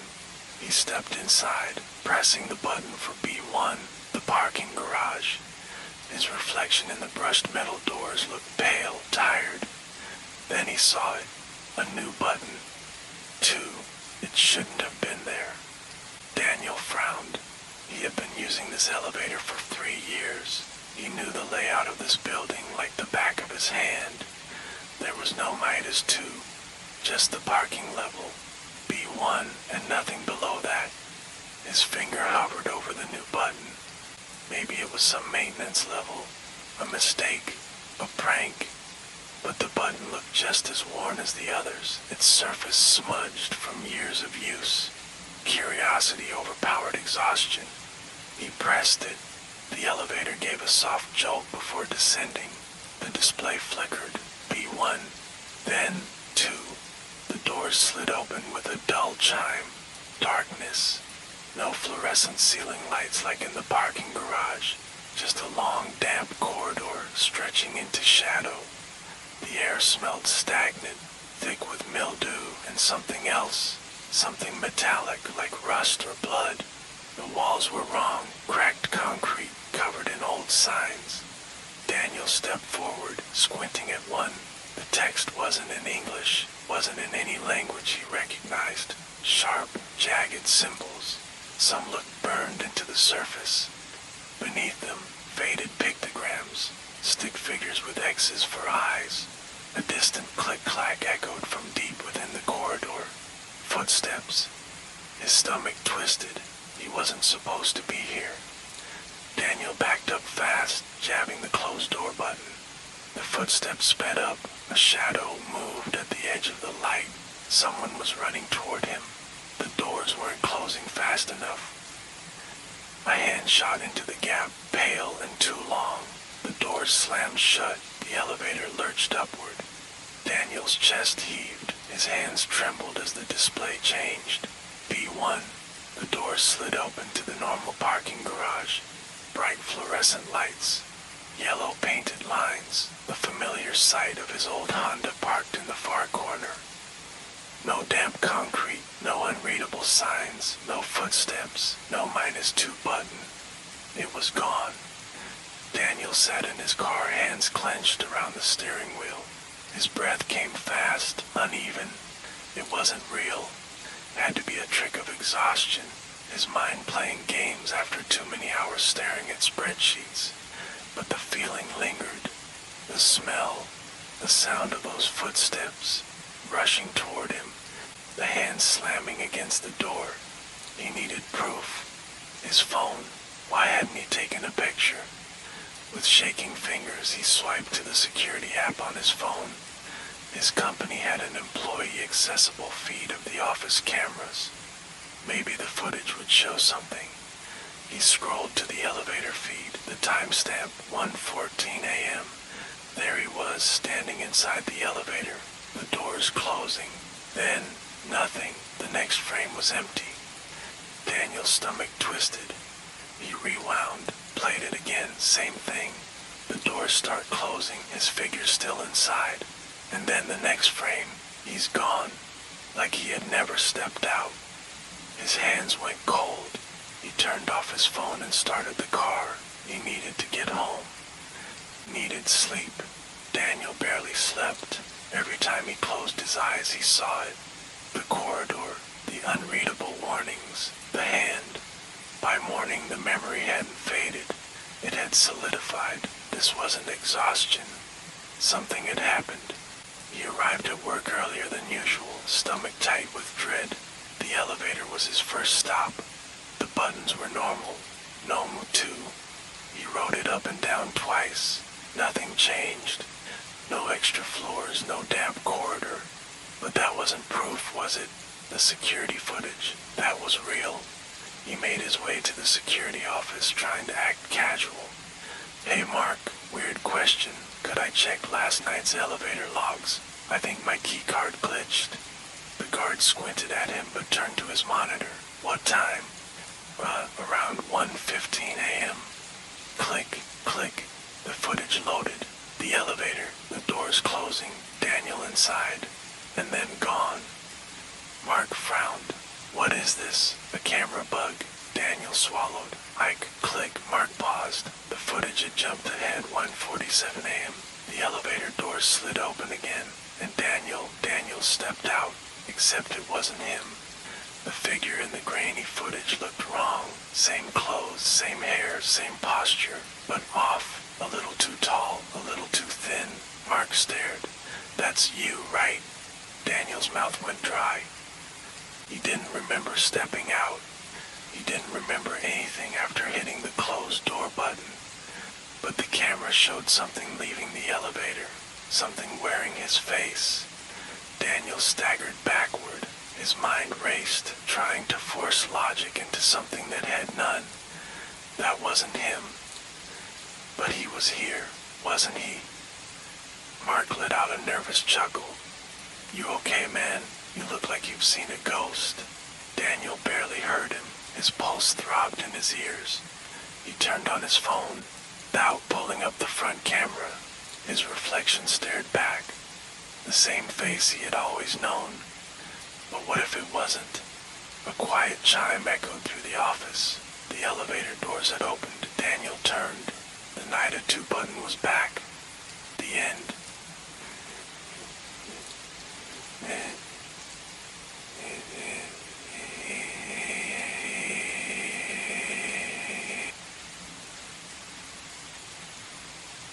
Claire woke in a haze of anesthesia and sweat, the sterile hospital light pressing against her eyelids.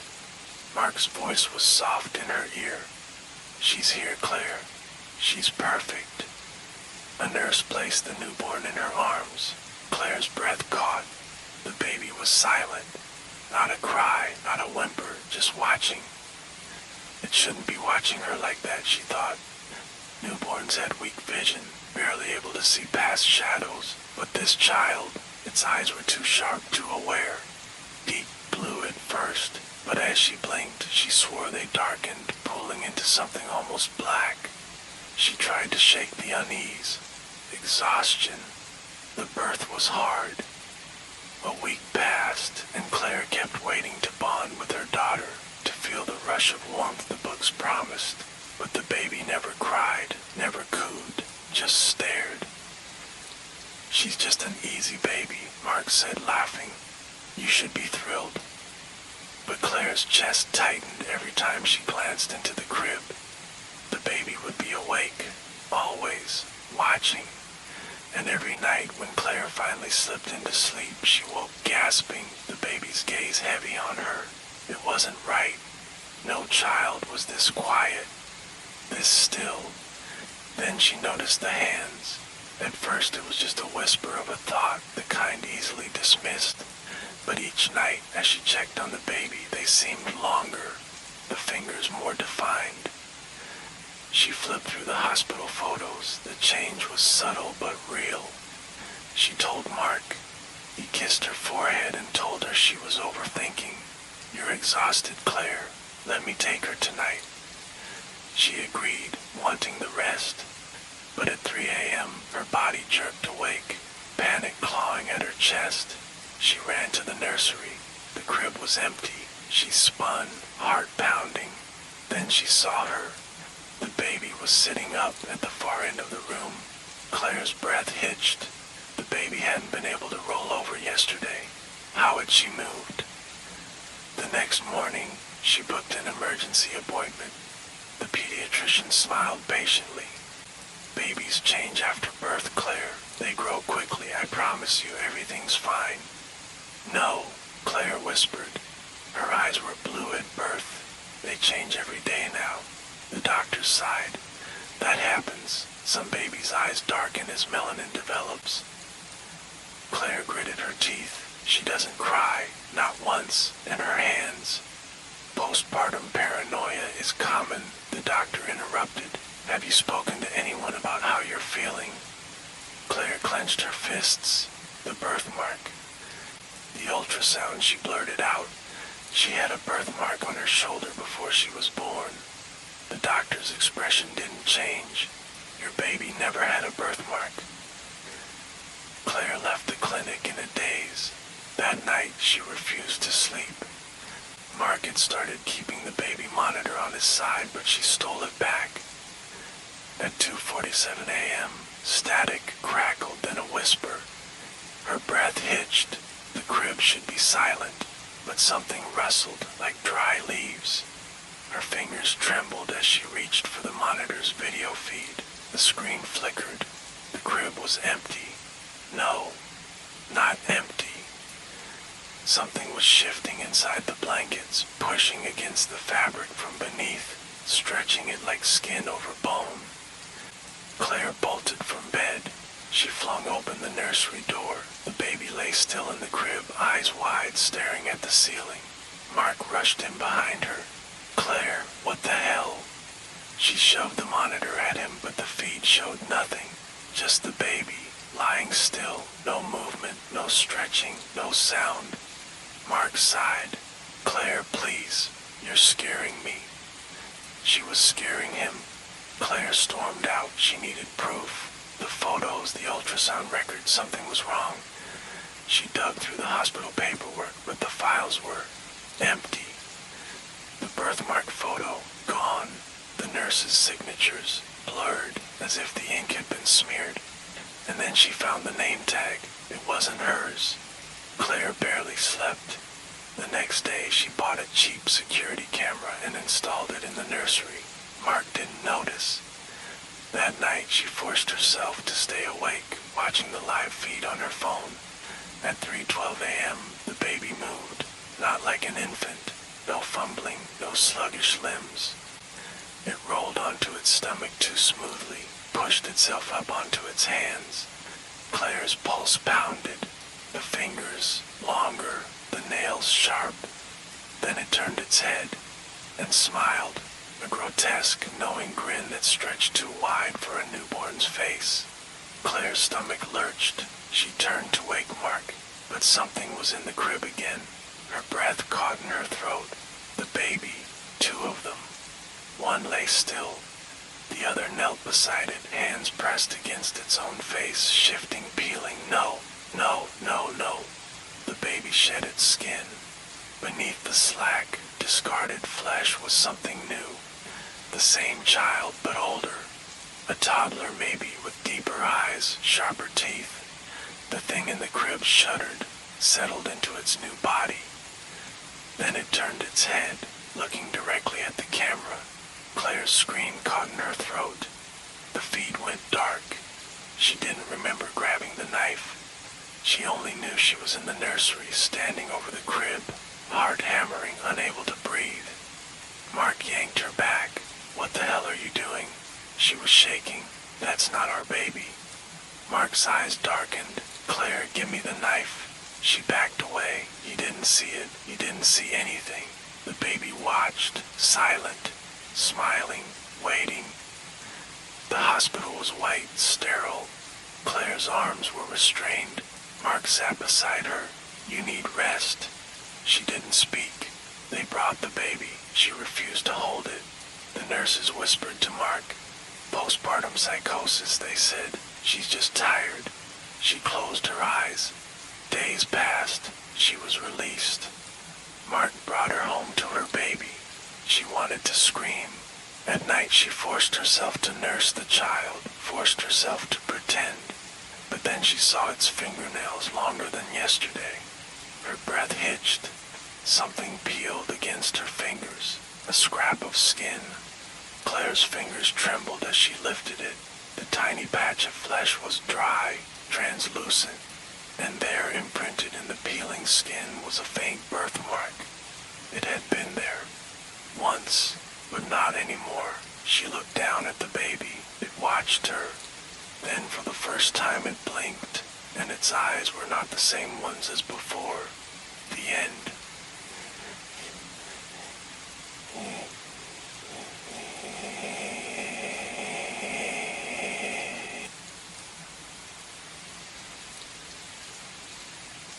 Sarah woke up to the absence of Noah.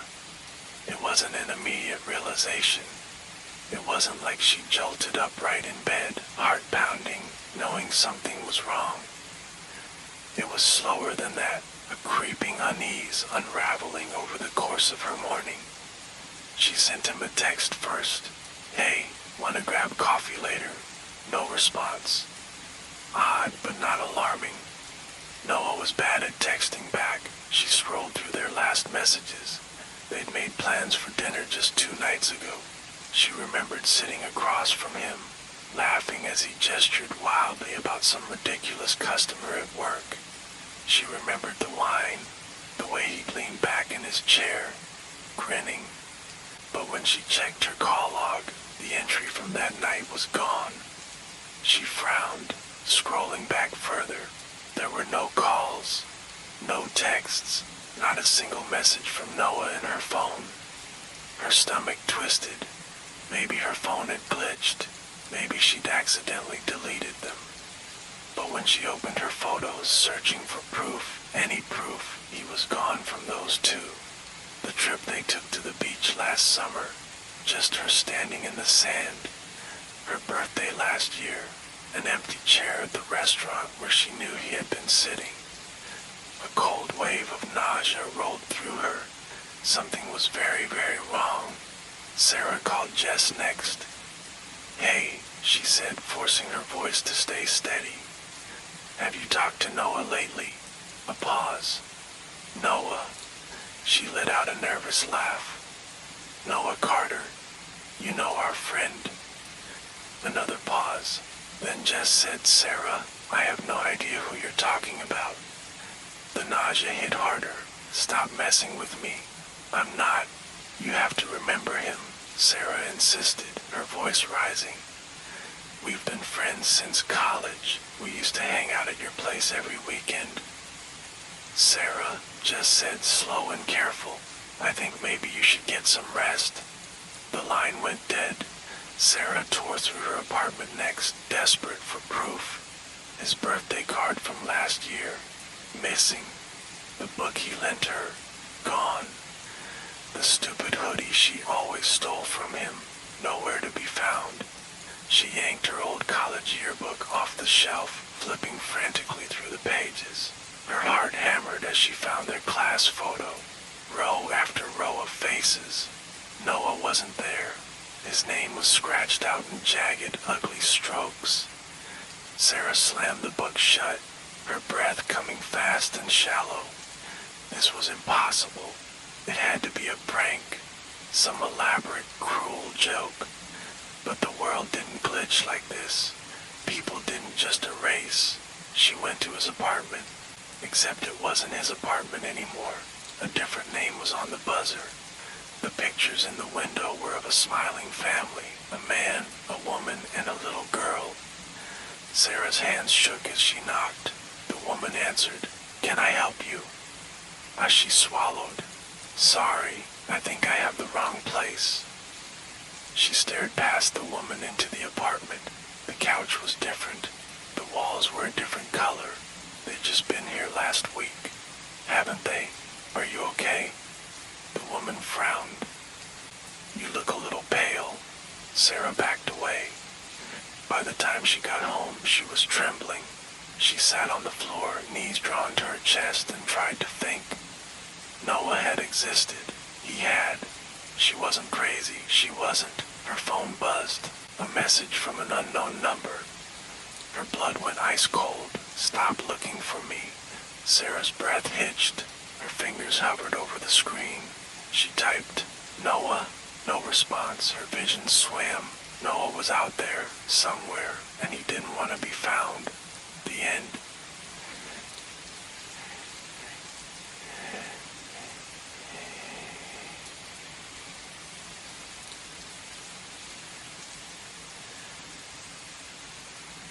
Daniel Cross stood at the window and watched the taillights of his wife's SUV fade down the driveway. A weekend trip. Just Lena and Mia.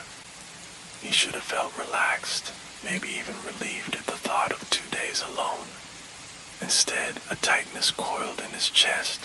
He locked the door, checked it twice. Routine soothed him. Later he made dinner, drank a beer, watched TV. The house was too quiet. By midnight, the quiet had turned suffocating. He brushed his teeth, climbed into bed, and let himself drift off. Click. The front door unlocked. Daniel sat up, heart hammering. Footsteps in the hall. And then Lena and Mia stepped inside. His brain stalled.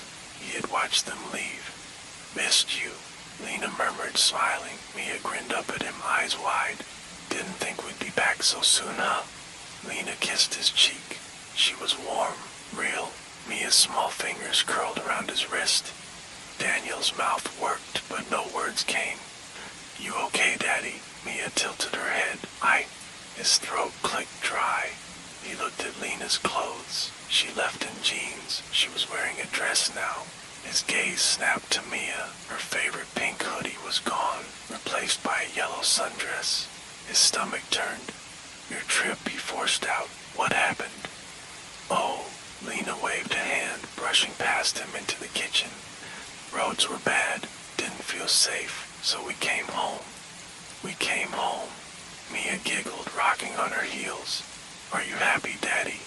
Daniel hesitated. Something about her face. No, not just her face, but her expression felt studied. The way a child imitates an adult smile but doesn't quite get it right. His pulse throbbed in his ears. In the bedroom, Daniel opened their suitcases. Empty. No clothes. No toiletries. Nothing. A joke. A prank. Footsteps creaked outside the door. He turned. Lena stood there watching. Her smile widened. "What are you doing?" His hands clenched. "Where's your stuff?"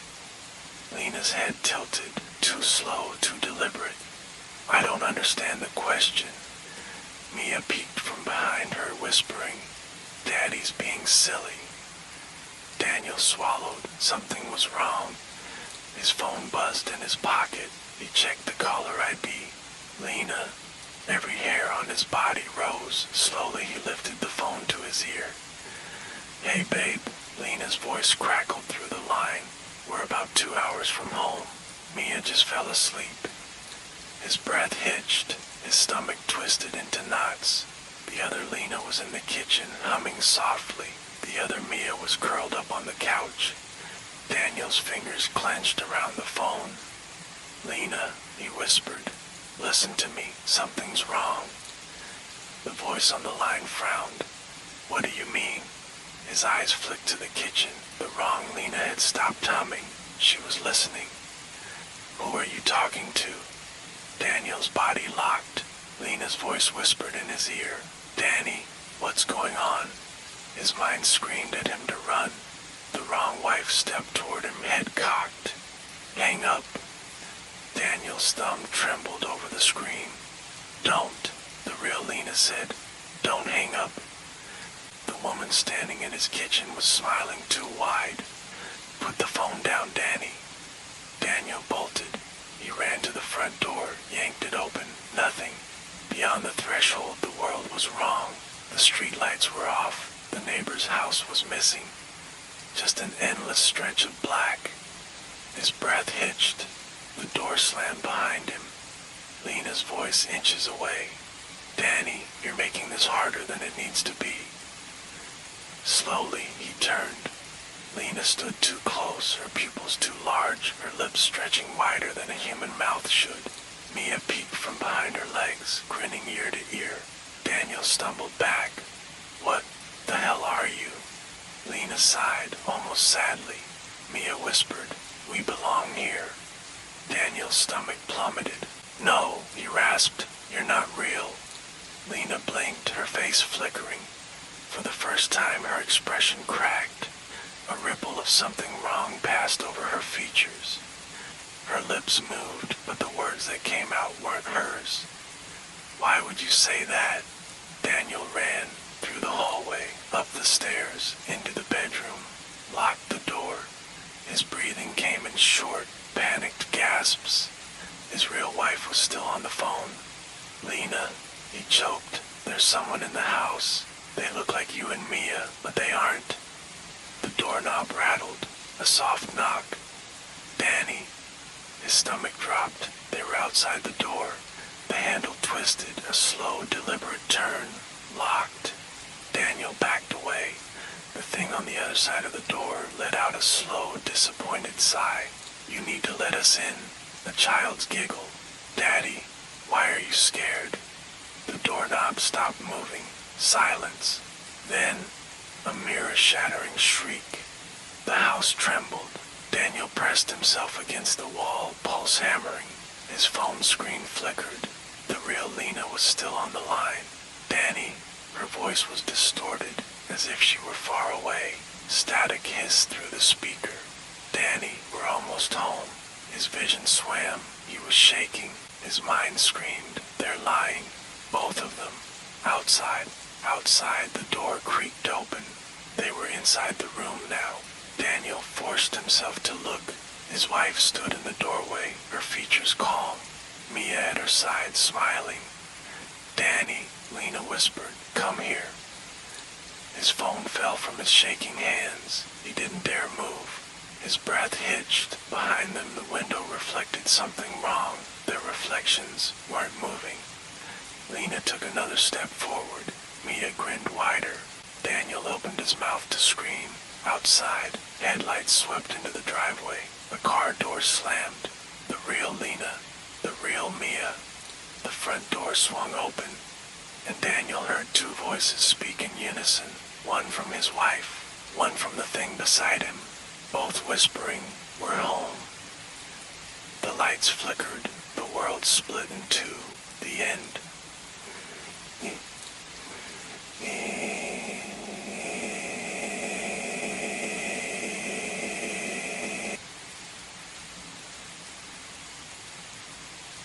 It was a quiet neighborhood, a place where things stayed the same. Jacob Reeves had lived on Larchwood Street for 7 years, and in those years, he had grown used to its unchanging rhythm. The same houses, the same neatly trimmed lawns, the same people nodding politely in passing. It was the kind of neighborhood where you could set your watch to the morning dog walkers and the flickering porch lights that turned on just before dusk. But something was wrong this morning. As Jacob stepped outside to retrieve the newspaper, he noticed a house across the street, one he had never seen before. It wasn't just a new paint job or a recent renovation. It was an entire house. A 2-story Victorian with a sagging porch, darkened windows, and a pointed turret that loomed over the rooftops. The siding was weathered, as if it had stood there for decades. Yet Jacob knew, without a doubt, that it hadn't been there yesterday. His hands tightened around the newspaper. A deep unease settled in his stomach. He turned to his next-door neighbor, Mrs. Holloway, who was watering her plants. "Did they build that overnight?" he asked, nodding toward the house. She gave him a puzzled look. "What are you talking about, dear?" "The old Lassiter house. It's been there since I was a girl." Jacob's throat went dry. He had never seen it before in his life. Jacob spent the rest of the morning staring at the house. He stood by his window, coffee cooling in his hands, watching for any sign of movement. But the house remained still, too still. No cars in the driveway, no flicker of light behind the curtains, no sound of life. He walked down his street, glancing at the house as casually as he could, hoping to catch some overlooked detail. Maybe it had always been there. Maybe he had simply never noticed it before. But no, that was impossible. He had walked this street every day. He had passed that exact spot hundreds of times, and yet here it was, a house with weathered wood and sagging gutters, looking as though it had stood for decades. "Nice day, huh?" Jacob turned. It was Greg, the neighbor from 3 doors down, out for his usual morning jog. Jacob nodded toward the house. "Hey Greg, weird question. You remember what was there before that place?" Greg followed his gaze and frowned. "What do you mean?" Jacob hesitated. "That house. Wasn't this just an empty lot before?" Greg gave him a strange look, as if he had just asked whether the sky had always been blue. "That's the Lassiter place. Always been there, man." Jacob's stomach twisted. That night, he sat in his darkened living room, eyes fixed on the house. Its windows were pitch black. No glow of a television, no movement behind the curtains. Then a light appeared. Not from a lamp or a ceiling fixture, just a single candle, burning in an upstairs window. Jacob's breath caught in his throat. No one had gone inside. So who had lit the candle? Jacob barely slept. The candle burned in that upstairs window for hours, its tiny flame flickering like a signal in the darkness. He watched, waiting for something, anything to happen, but nothing did. By morning, the house was gone. Jacob stepped outside, expecting to see the slanted porch, the dusty windows, the turreted roof looming over the street. Instead, there was only an empty lot, overgrown weeds, patches of cracked earth, and a rusted mailbox with no address. His head spun. He crossed the street, standing where the front door had been the night before. The ground was solid beneath his feet, undisturbed. No tire tracks, no footprints, just emptiness. His neighbors walked by as if nothing was unusual. Mrs. Holloway waved from her porch. Greg jogged past with his earbuds in. Jacob grabbed the nearest person, Mr. Vance, the retired accountant who lived on the corner. "The house," Jacob said, voice dry. "The Lassiter house. It was here yesterday." Mr. Vance blinked at him. "Lassiter house, son, there's never been a house there."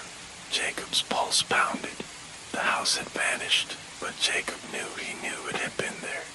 Hadn't it? Jacob spent the day digging. He didn't know what he was looking for. Proof, maybe. Something to tell him he wasn't losing his mind. He borrowed a shovel from his garage and drove it into the dirt of the empty lot, pushing past the weeds, the tangled roots.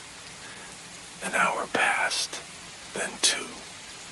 His hands ached, sweat dripped into his eyes. Then the shovel struck something solid. Jacob dropped to his knees and began scraping away the earth with his hands. A sliver of wood emerged, faded, splintered. He dug faster, revealing a buried piece of rotted floorboard. Then more. A section of broken railing, a rusted doorknob half-eaten by time. His breath came fast and shallow. The house had been here, had been. Then he saw it, etched into a cracked wooden beam, barely visible beneath the dirt. "Do not build here." Jacob staggered back, heart hammering. The wind picked up, whistling through the trees. The ground beneath him felt unsteady, as if something beneath the earth shifted. A shadow passed over him. Slowly he turned.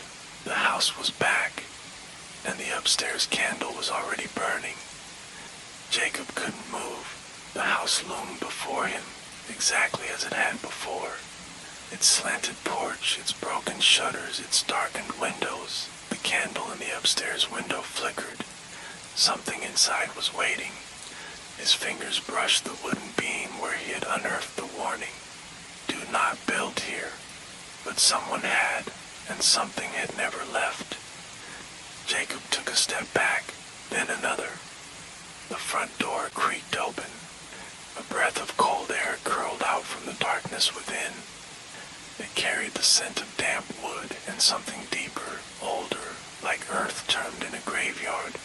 Jacob turned and ran. He didn't stop until he was back inside his house, bolting the door behind him. His pulse hammered in his ears. Through his window, he could still see it, the house that hadn't been there yesterday. He didn't sleep. By morning, the house was gone. The empty lot remained. The weeds swayed in the wind. The earth was still disturbed where he had dug. Jacob never spoke of it, but sometimes late at night, when the wind was just right, he swore he could see the candle flickering in the darkness. The end.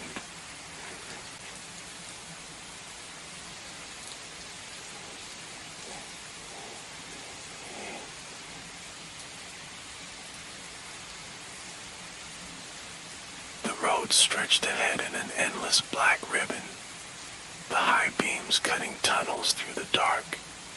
Evelyn's fingers drummed the wheel, the leather cool under her touch. It was late, too late. The kind of late where the world felt hollow, emptied of people. The only thing keeping her awake was the static from the radio, fizzing in and out of signal like a dying breath. Then she saw him. A lone figure on the roadside, standing just outside the reach of her headlights. She should have kept driving. Every nerve in her body told her to. Instead, her foot hit the brakes. The car groaned as it slowed.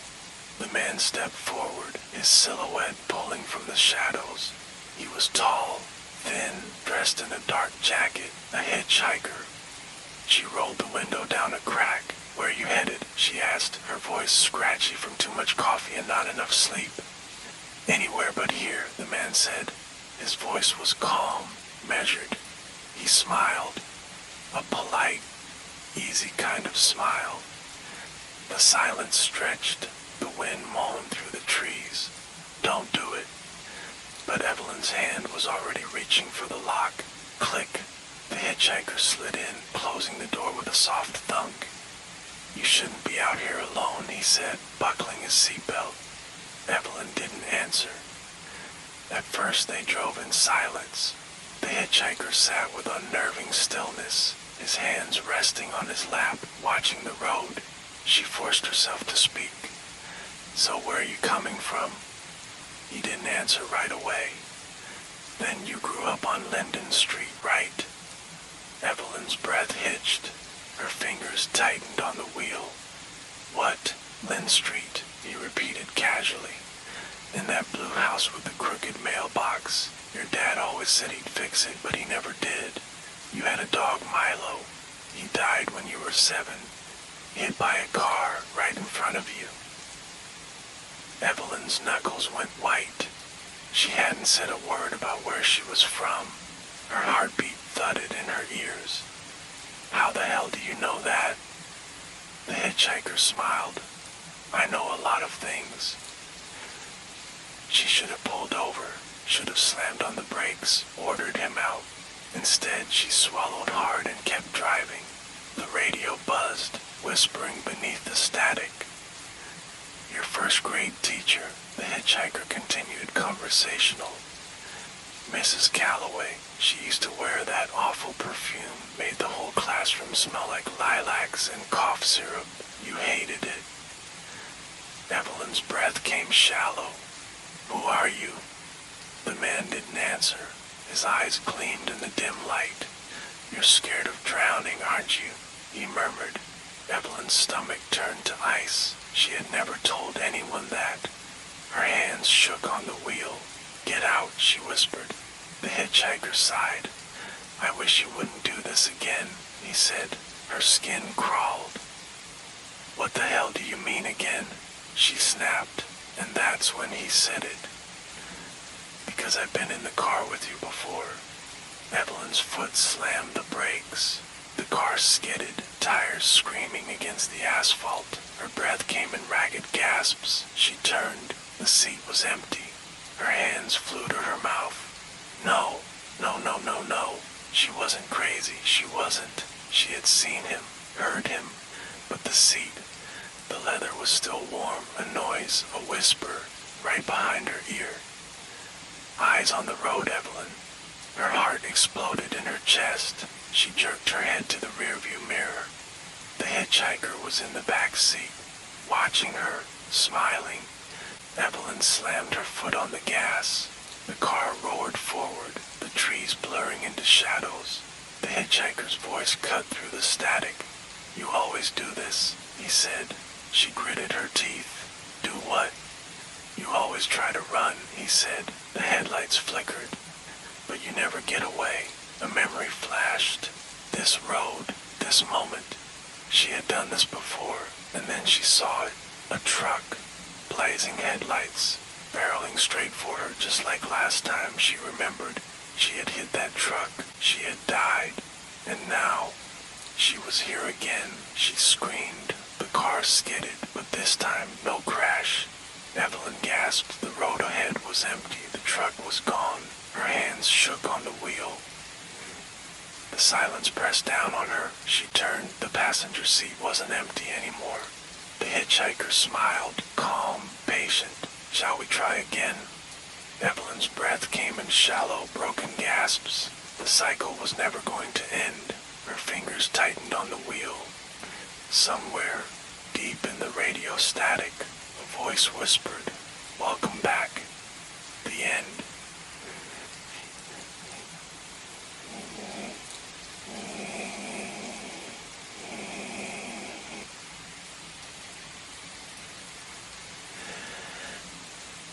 Sarah adjusted the baby blanket one last time, smoothing the soft cotton over little Oliver's sleeping form.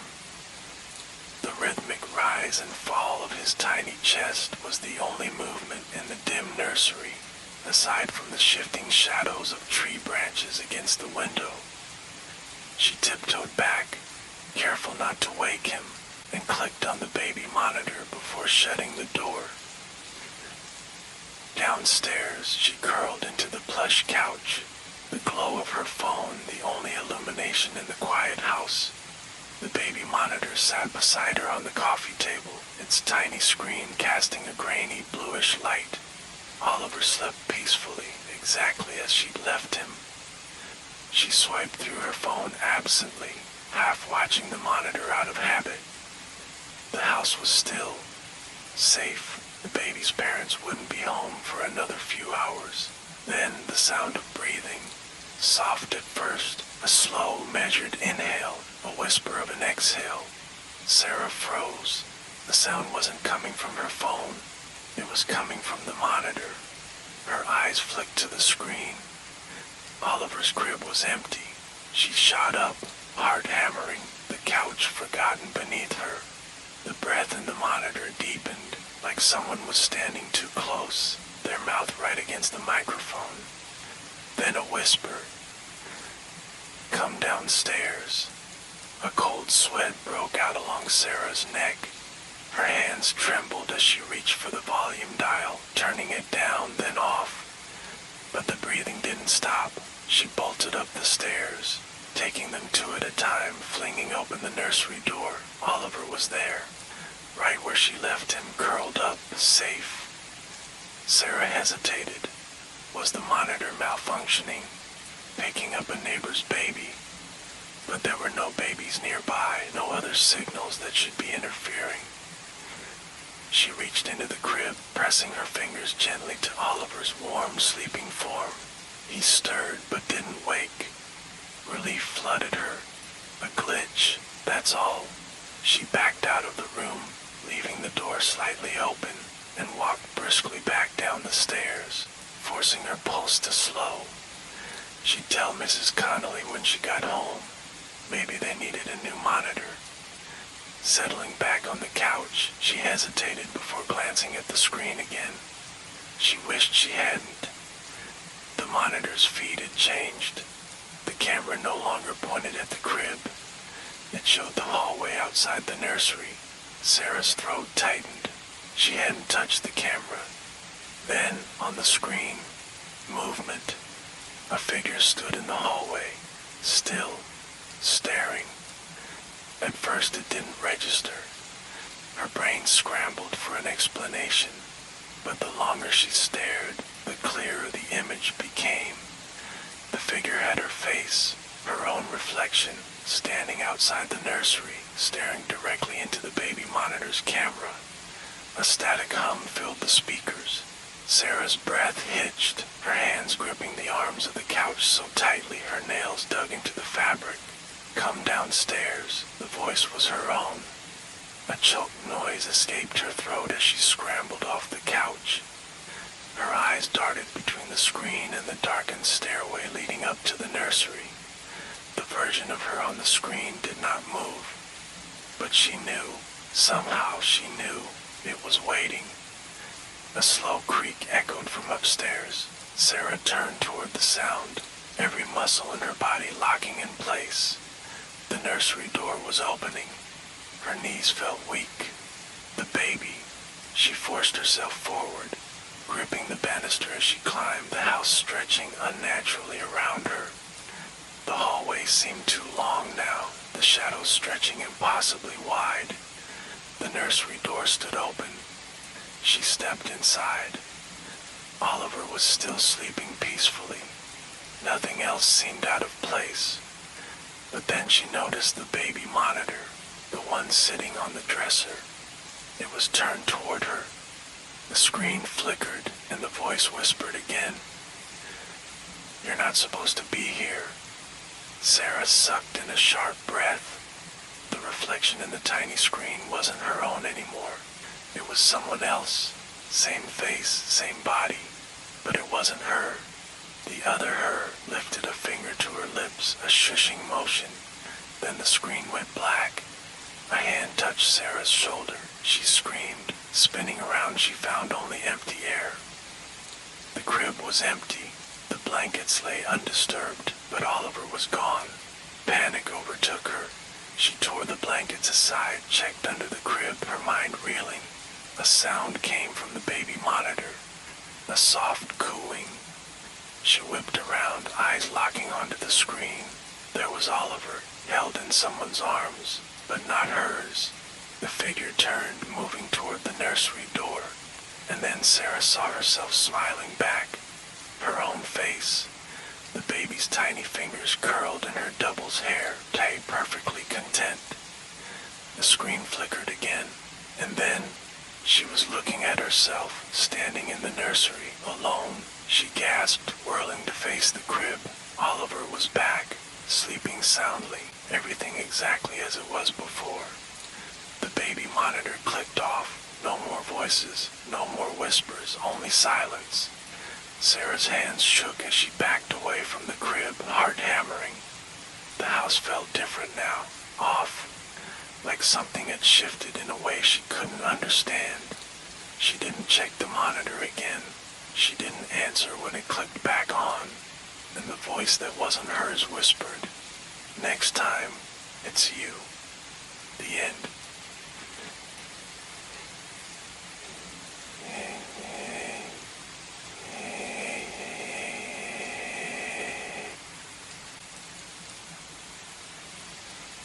Ethan Wells woke up to a wrong memory. It wasn't a dream. He knew that much. It was a memory of a childhood that wasn't his. A narrow two-story house with chipped blue paint, a red swing set in the backyard, a mother with blonde hair he had never met, a father with a beard he had never seen. But it was there in his mind, as real as the bed he was lying in. Ethan sat up, breathing hard. The room was his apartment, his furniture, his life. But the memory wasn't. He squeezed his temples, trying to shake it off. Maybe I saw it in a movie. Maybe it was a dream that just felt real. Then he saw the framed photograph on his nightstand. It had always been there. A picture of him at age 6, grinning at the zoo, standing between his parents. Except the people in the picture weren't his parents. Ethan's stomach dropped. He picked up the frame, staring at the unfamiliar couple beside his younger self. The man had a beard. The woman was blonde. The memory matched the photograph. That afternoon, Ethan called his mother. Mom, he said, forcing his voice to sound normal. Silence on the other end. Hello? Who is this? She asked, hesitant. It's Ethan. A cold sweat formed on his neck. More silence. I think you have the wrong number. She hung up. Ethan checked the screen. He had called the right number. Shaking, he called his dad, his sister, his childhood best friend. No one knew him. Panic twisted in his gut. He scrambled for his wallet and yanked out his driver's license. His hands trembled as he read the name. Nathan Ellis. His breath hitched. He grabbed his laptop, checking his email, social media, even his bank account. The logins didn't work. He tried to reset his password. Every service responded with the same message. No account found under this email. His entire life was vanishing before his eyes. Then an email notification popped up from an unknown sender. Subject, don't fight it. You're almost ready to come back. Ethan slammed the laptop shut. His heart pounded in his chest. Over the next few days, his apartment shifted in small ways. At first, just subtle changes. His coffee table an inch to the left, books arranged differently. Then, big ones. One morning, his bedroom door wasn't where it used to be. Another night, he woke up outside his apartment, standing in the hallway, barefoot, staring at his own front door. But worst of all were the mirrors. They had started lagging. The first time, he thought he imagined it. A fraction of a second delay between his movement and the reflections. But it got worse. His reflection began staring longer than it should. One night, as he passed the bathroom mirror, he stopped. His reflection had already turned its head to face him, and it smiled. Ethan stumbled back, his breath catching in his throat. The reflection didn't move with him. It stood there, frozen in place, grinning at him. Then slowly it raised a hand to tap the glass. He ran. Ethan barely slept. Each morning, the photographs in his apartment were different. More pictures of the strange blonde woman, the bearded man, his childhood home, not the one he grew up in, but the one he now remembered. He flipped through them frantically, desperate for proof that he wasn't losing his mind. But every picture told the same lie. Then one morning, there were no pictures of him at all. It was just them. His knees buckled, his head pounded. He pulled out his phone and checked his emails. Another message. Subject, it's almost time. He tried to leave the apartment. The hallways stretched on forever. His door should have led to the building lobby.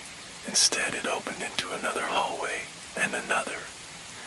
After hours of walking, he found himself back in his apartment. His reflection was waiting for him. It stood in the mirror, grinning wide, fingers pressed against the glass. This time, Ethan's own hands weren't moving. His reflection tapped the glass 3 times. Tap, tap, tap. Ethan's body seized, his muscles locked in place, paralyzed. His reflection pressed a palm to the mirror, and slowly the glass began to ripple, like water. Then it stepped forward, and Ethan, helpless, was pulled in. The mirror stilled. The apartment was silent. Then the doorbell rang. A man stepped inside, carrying a suitcase. He looked around, frowning as if something felt off. He noticed the framed photos on the shelves. A woman with blonde hair, a man with a beard. He squinted. For a second, he thought he saw his own face among them. But when he blinked, the photo had changed. It was just them. The door swung shut behind him. The end.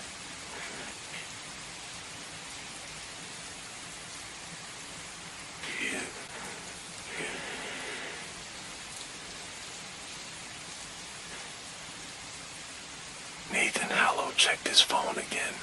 7:42 p.m. His flight had landed late, and now, after a long cab ride through the city's congested streets, he finally stood at the front desk of the Briarwood Grand Hotel. The woman at the counter frowned. "I'm sorry, sir. I don't see a reservation under your name." Nathan sighed. "There has to be a mistake. I booked it last week." He scrolled through his emails, but the confirmation was strangely missing. Had he deleted it by accident? The receptionist hesitated, then forced a polite smile. "Well, we do have one open room. I can give you that." Tired and unwilling to argue, he nodded. She slid a key card across the desk. "Room 306. Nathan took his luggage and headed for the elevators. The hotel felt oddly silent, the kind of silence that pressed against your ears like being underwater. Upstairs, the third-floor hallway stretched too long, dimly lit by flickering bulbs. He found his room, swiped the key, and stepped inside. A neat, ordinary hotel room. Beige walls, a king-size bed, a small desk, but something felt off. He couldn't place what. Still, exhaustion won. He locked the door, tossed his suitcase onto the bed, and turned off the lights. Outside, the hallway light flickered twice, and in the dark, deep inside his closet, something moved. Nathan woke suddenly. A sound. Soft, rhythmic. At first he thought it was the heater clicking on, but then he heard it again. Knock, knock, knock. His eyes flicked toward the hotel door. No, not from there. The closet. His skin prickled. The knocking came from inside the closet. Nathan swallowed. It had to be the pipes. Old buildings did that, expanding, settling. He tried to ignore it, but as soon as he closed his eyes, knock, knock, knock, slow, deliberate. He sat up. The air felt thick, pressing against his skin. His body tensed with the instinctive certainty that something was watching him. The closet door stood a few feet away, closed, but slightly off-center, like it had been pushed gently ajar from the inside. Nathan reached for his phone, swiped the flashlight on, and aimed it at the door. Nothing. For a long moment he just stared. Then, telling himself he was being ridiculous, he got up and yanked the door open. Empty. Just hangers in a hotel robe swaying slightly from the movement. Still, as he backed away, he noticed something strange. The air inside the closet was colder, much colder than the rest of the room. A sharp, musty smell clung to it, something like wet wood. Nathan shut the door quickly, feeling stupid for letting a noise get to him. He climbed back into bed. As he drifted off, he thought he heard a faint rustling from inside the closet, but by then sleep had already pulled him under. Nathan woke to sunlight filtering through the blinds. Morning. His body felt heavy, mind fogged. That damn knocking. He sat up, rubbing his temples.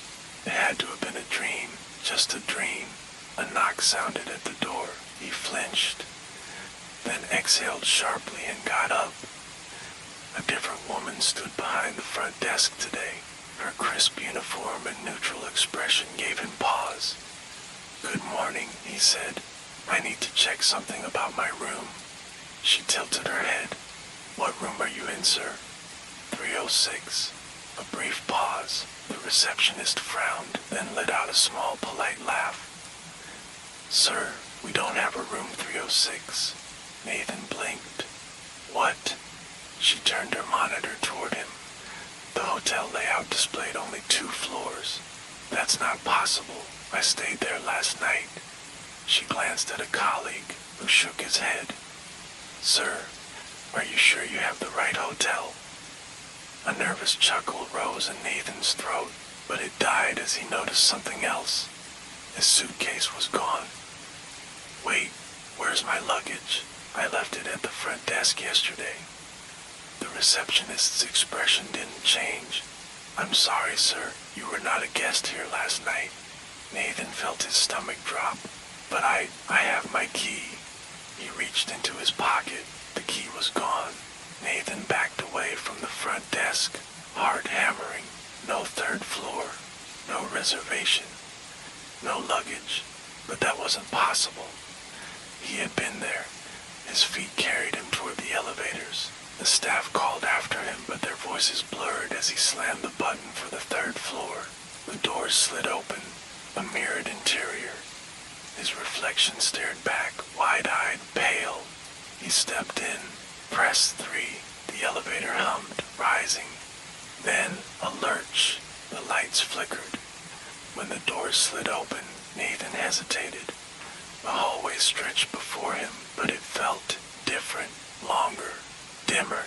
And yet there it was, room 306.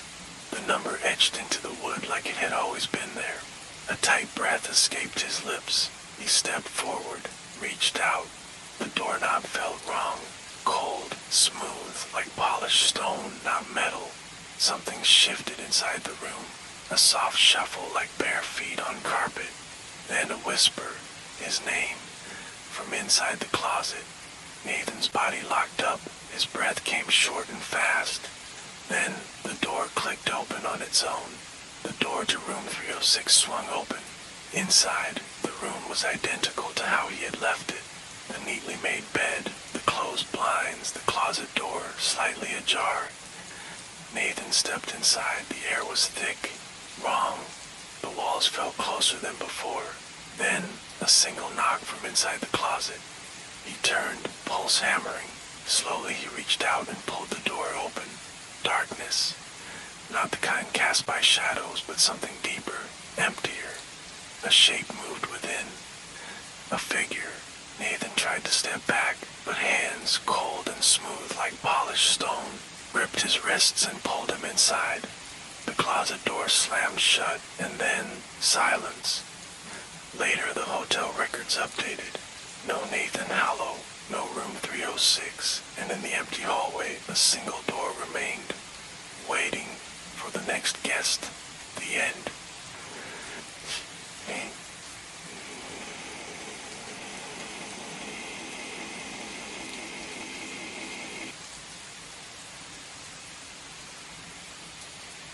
The wind carried the scent of damp earth as she walked through the rows of tombstones, the bouquet of lilies heavy in her hands. The cemetery was nearly empty, just as she preferred, quiet, still, untouched by time. She found her grandmother's grave, kneeling to replace the wilted flowers from last week. That was when she saw it. A few rows away, an unfamiliar headstone stood out, its surface pristine compared to the weathered ones around it. Her breath hitched. Her name was carved into the stone. First, middle, last, no mistakes. Her birth date matched 2 down to the year. Beneath it, only one thing stood out. Died 1 week from today. She exhaled a nervous laugh. A cruel joke maybe, or a coincidence. Someone else with her name. She ran her fingers over the engraving, feeling the cool indentation of the letters. The stone was real. Something wrong. She turned. A man stood a few feet away, a caretaker judging by his uniform. He was older, his skin weathered like the graves he tended. She gestured at the tombstone. Weird, right? It has my name on it. The caretaker's expression stiffened. His lips parted, then closed. His gaze darted over her shoulder as if making sure no one else was watching. You shouldn't be here. A chill ran down her spine. What? You shouldn't. He stopped himself, his throat working like he was trying to swallow something bitter. Then, softer, like a whisper meant only for her, leave. He turned and walked away before she could ask another question. That night, she dreamed of suffocation. Darkness pressed against her from all sides, the weight unbearable, filling her lungs. She clawed at the space above her, nails scraping something solid, wood, coffin walls. She screamed, but her mouth filled with soil, thick and damp. She woke up with a gasp. The taste of dirt lingered on her tongue. Her fingers trembled as she reached for the bedside lamp. Light flooded the room. She stared at her hands. Dirt was packed under her fingernails. Her heartbeat pounded in her ears. No, that was impossible. Maybe she had sleepwalked, scratched the ground outside. Maybe her eyes flicked toward the bedroom window. It was locked from the inside. She washed her hands until the skin felt raw. The next morning she returned to the cemetery, determined to find the caretaker. He was gone. She asked the groundskeeper at the front gate, but he only gave her a confused look. "There's no caretaker here," he said. "Not for years." She swallowed. "No, I spoke to him yesterday. Older guy, gray uniform." The groundskeeper frowned. "Miss, I've been working here all week. No one's been here but me." Her chest tightened. "The grave, my name. You must have seen it." "Where was it?" She led him to the spot. The moment she turned the corner, her breath caught. The grave was gone. The ground was undisturbed. No sign of the headstone she had traced with her own fingers. The plot was empty, as if it had never been there at all. That night, the dream came again. Buried, suffocating, clawing, screaming. She woke with dirt beneath her nails. The days ticked by. Each night she dreamed of the coffin. Each morning she woke up with more dirt on her hands, on her sheets, beneath her fingernails. The night before the date on the tombstone, she heard it. Knocking. It came from beneath the floor. Her body locked in place. It was soft at first. A slow, deliberate tap, tap, tap. Her breath hitched, her pulse hammering in her skull. The knocking grew louder. Something was inside the floor. No, not inside. Underneath. The realization hit her like ice in her veins.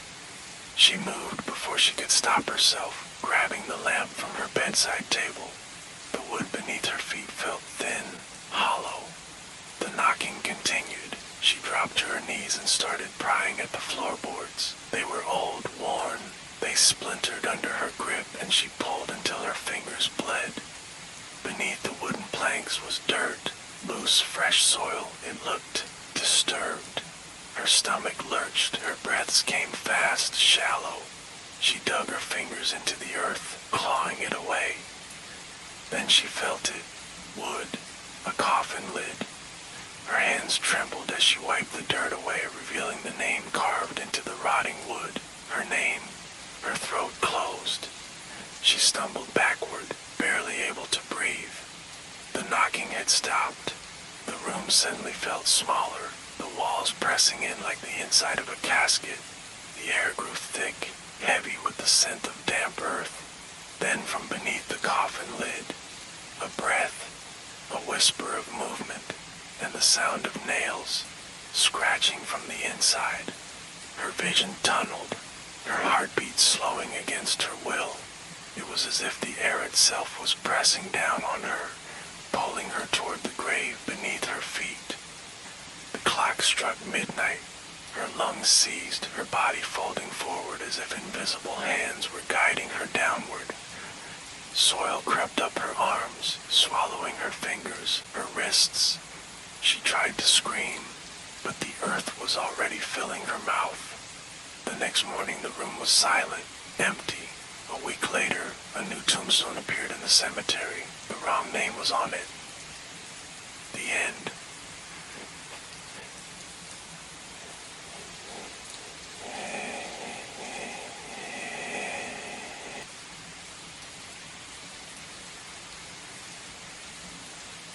The first time Adam noticed, it was barely anything. Just a few extra steps before reaching the bathroom. A trick of the mind, maybe. He was groggy, barely awake, stretching his arms as he shuffled toward the kitchen. But the next morning he knew something was wrong. The hallway was longer, not by much, maybe a foot or two. Enough to make him stop, turn, and stare at the walls that had been the same since he moved in 2 years ago. The apartment was a one-bedroom. There shouldn't have been enough space for change. He shook it off. Buildings settled, floors warped. Maybe his perception was playing tricks on him. By the third morning, it wasn't just longer, it was endless. Adam rubbed his eyes, heart thudding. The hallway stretched forward, vanishing into darkness. His bathroom door was on the left where it should be, but the front door, the one that led outside, was gone. He took a slow step forward, then another. The hallway smelled the same, faintly of dust and old wood.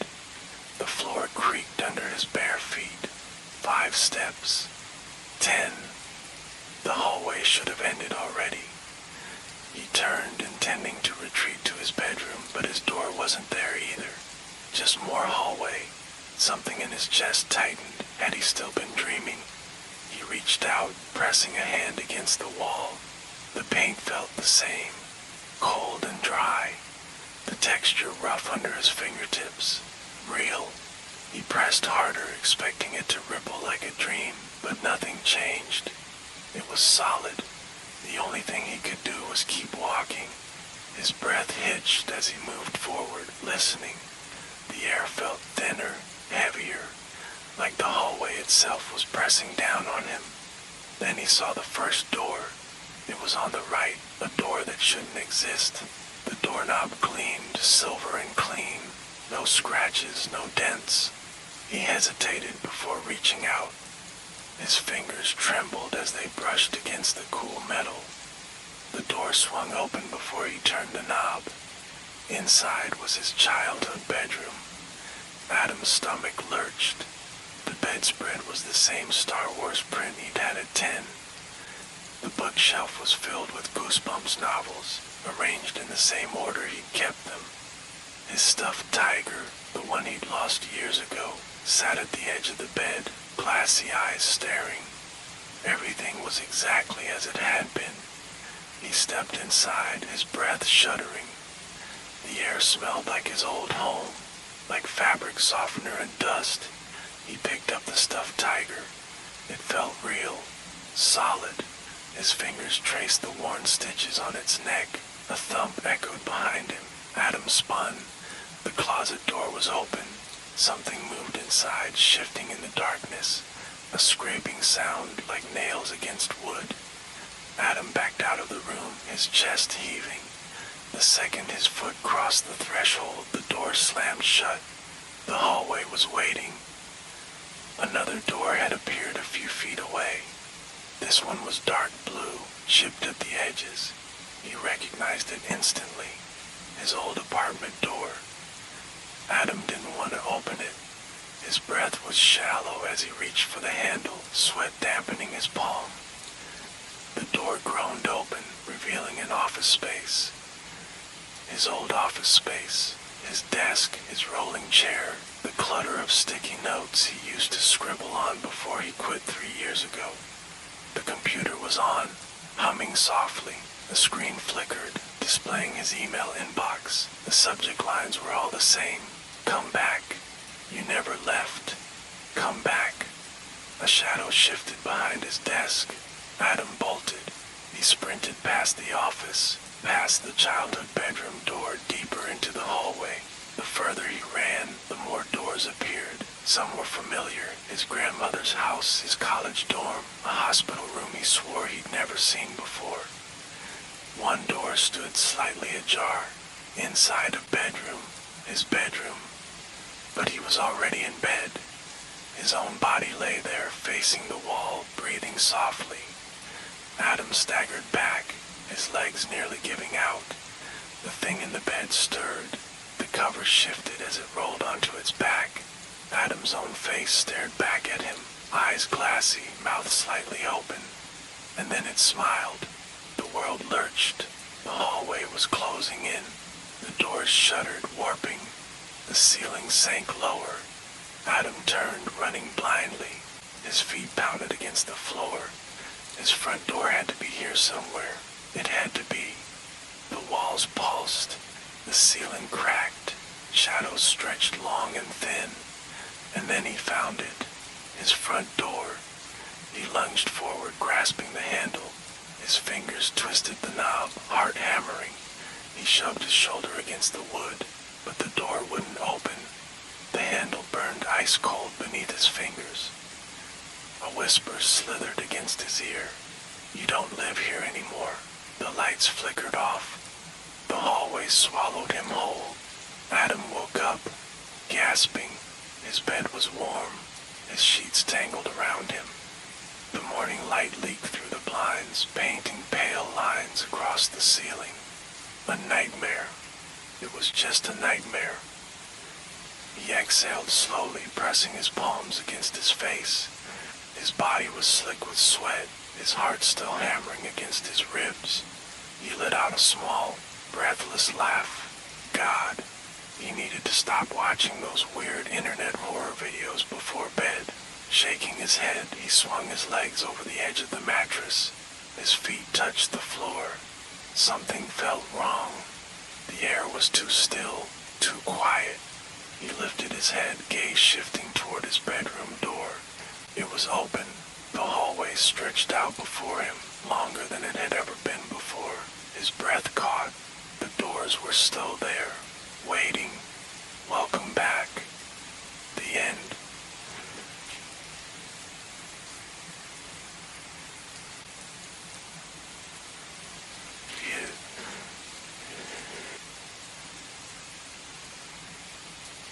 The DMV smelled like sweat and old coffee. Fluorescent lights buzzed overhead, their sterile glow making everything look slightly too real. The line was long, but he waited.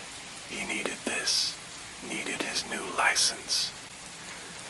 When it was finally his turn, the clerk, a woman with tired eyes and a smudge of lipstick on her teeth, took his paperwork without looking up. Name, he answered automatically. Date of birth, he gave it. She typed. Her fingers hesitated on the keyboard. Her lips pressed into a thin line. Her eyes flicked up, studying his face as if she had expected someone else. Just a moment, she said. She stood abruptly and walked away, disappearing behind a gray partition. A feeling slithered up his spine, cold and slow. A minute passed, then another. When she came back, she wasn't alone. 2 uniformed officers followed her. They weren't holding their guns, but their hands hovered near their belts. "Sir, we need you to come with us," one of them said. His voice was flat, unreadable. He blinked. "Did I? What's this about?" "Just a few questions." A beat of silence. The room felt suddenly smaller. He could feel the weight of a dozen bored strangers behind him, shifting. He forced a laugh. "Is this about a parking ticket or something?" No one laughed with him. They led him down a hallway, past offices that smelled of stale air conditioning and cheap carpeting. They stopped at a door with no sign, just a smudged silver knob. Inside was a featureless room, a steel table, 3 chairs, a single light humming in the ceiling. The officer sat across from him. One of them, the older one, pulled a manila folder from a briefcase. "Name?" the officer asked again. He gave it. His voice sounded strange in the quiet room. The officer and his partner exchanged a glance. A slow, sinking dread pooled in his stomach. The officer slid the folder across the table. "Take a look." He hesitated, then flipped it open. A missing persons report. His own face stared back at him from a grainy DMV photo, faded but unmistakable. Missing, last seen 5 years ago. His breath caught in his throat. "This is a mistake," he said. The officer didn't react. "Where have you been for the last 5 years?" His pulse stuttered. "Here in this city, working, living my life." "You filed taxes, of course. You have a job." "Yes, His job, his office, his desk, his boss's name." The details flickered, thin and slippery, like a dream slipping through his fingers. He swallowed. "I work in marketing, I think." "You think?" Sweat pricked his forehead. The room felt smaller. The younger officer pulled out another file, a thicker one. "You don't exist anymore," he said. He turned the file toward him. Autopsy photos. His body, bloated, discolored flesh, half-lidded eyes, milky and staring. A face that was his but wasn't. A morgue tag around a stiffened wrist. "That's not me," he whispered. The older officer tapped the picture. "Found in a river. No ID. Decomposition suggested about 5 years." A dull roar filled his ears. His own voice sounded far away. "No, that's not. I don't know what this is, but I'm right here. I'm alive." The younger officer flipped through papers. "We pulled your old fingerprints from the DMV system. They matched the corpse. That's impossible." The room was closing in now, the walls pressing closer. His heartbeat pounded against his ribs. He reached into his pocket, fumbling for his phone. The screen lit up. No missed calls, no texts, no contacts, no history. His fingers shook. "I have friends. I have family." "Who?" He opened his mouth. The names were there, but they felt like smoke dissolving before he could hold on to them. His mind clawed for memories. His apartment, his job, a woman's laugh in a kitchen full of morning light. But the details bled away the harder he tried to focus. The older officer leaned forward. "Tell us something. Anything verifiable about your life. Your address, your landlord's name, your doctor, your last vacation, any detail." His throat clenched.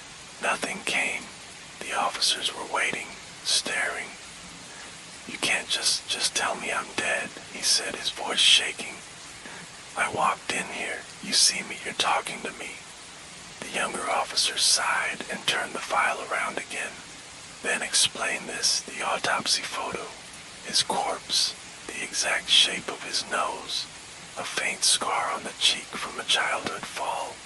He knew that face. It was his, and it wasn't." The fluorescent light buzzed overhead. The hum drilled into his skull, rattling something deep inside him. He pushed back from the table, nearly knocking the chair over. "No," he muttered. "No, no." The officers didn't stop him as he staggered toward the door. His hands fumbled for the knob. The metal was too cold, slick with sweat. The hall beyond the door stretched too far, longer than it should be.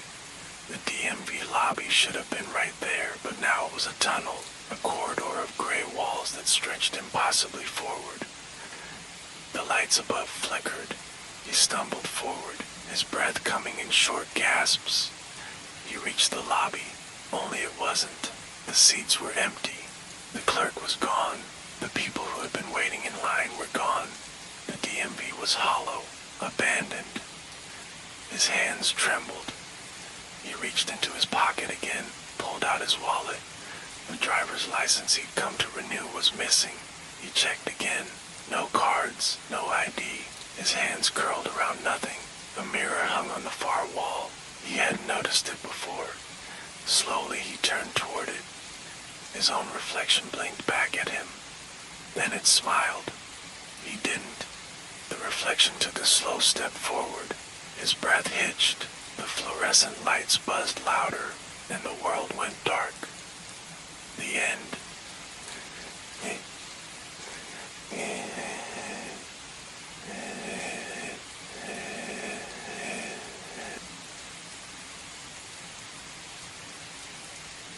The road stretched into the night, a long, unbroken ribbon of asphalt swallowed by darkness. Sophie's headlights carved a narrow tunnel of visibility, the only thing keeping her from feeling like she was driving through an empty void. She was tired but not exhausted, just that peculiar kind of weary that made time feel slow and stretched. The hum of the car, the occasional flicker of passing mile markers, the rhythmic wipers swiping at a misting rain, all of it blurred into monotony. She reached for the radio, twisting the dial. Static. Frowning, she flicked through stations. Still nothing. Just white noise, hissing and endless. Weird. This road wasn't exactly remote. She'd driven it before, always catching the local news station, sometimes music. Maybe a storm was messing with the signal. She sighed. drumming her fingers on the steering wheel. The road signs told her she still had another 40 minutes to go. Silence pressed in too heavily. She hated driving in total quiet. With a sigh, she adjusted the dial again. The static thinned. A voice cut through. Her voice. I don't know. I feel like I shouldn't tell you this, but Sophie's breath hitched. It was a recording of her, but she wasn't talking. She was alone in the car, and she knew with absolute certainty that she had said those exact words once, years ago, but they had never been recorded. Sophie's fingers tightened around the steering wheel. The voice on the radio, her voice, spoke again. But if I tell you, you have to promise you won't laugh. She remembered this conversation. A stupid, nervous confession to a friend back in college. Late-night dorm whispers giggling under dim string lights. But no one recorded it. It had never existed outside that moment.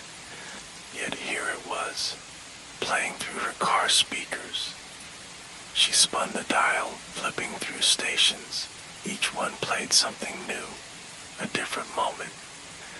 Sometimes I think about running away, just leaving and never telling anyone. She was 17 when she thought that.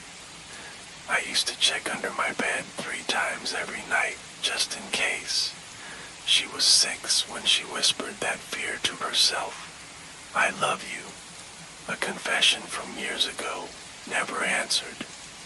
The air in the car grew thick, pressing against her chest.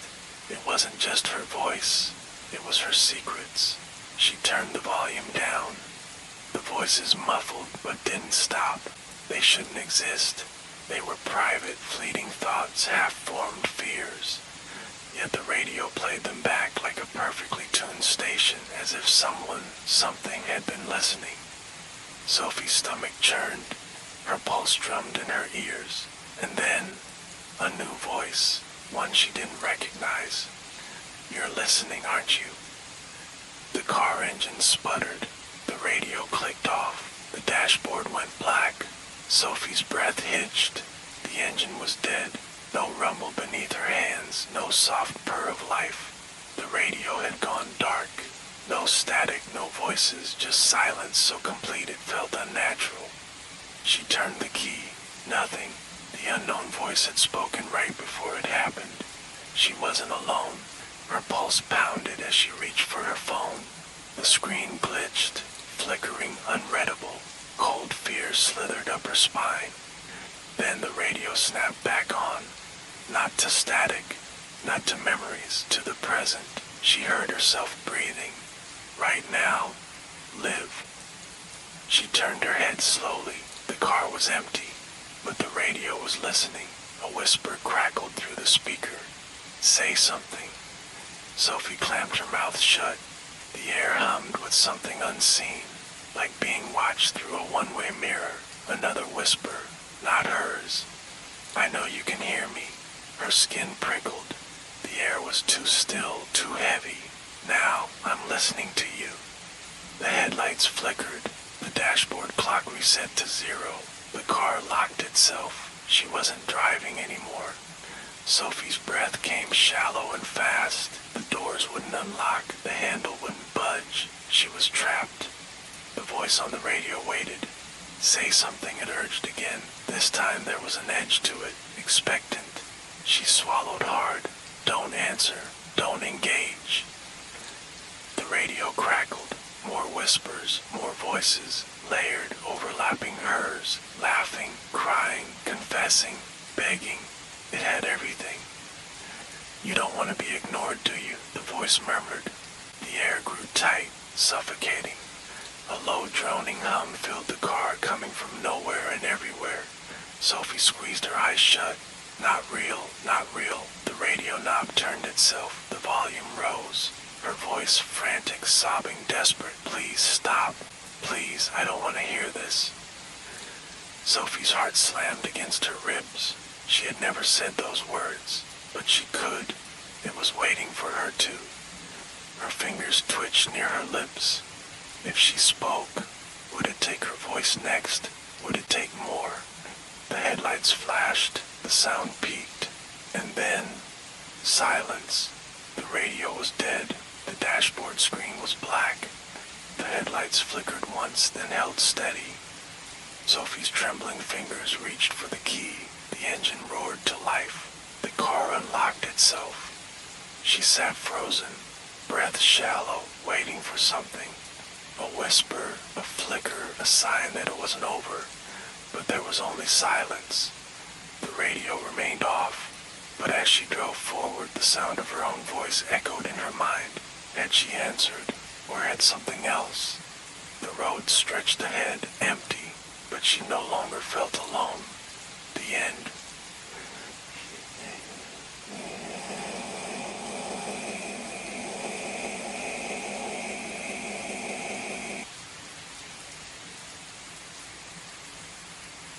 The house was too quiet.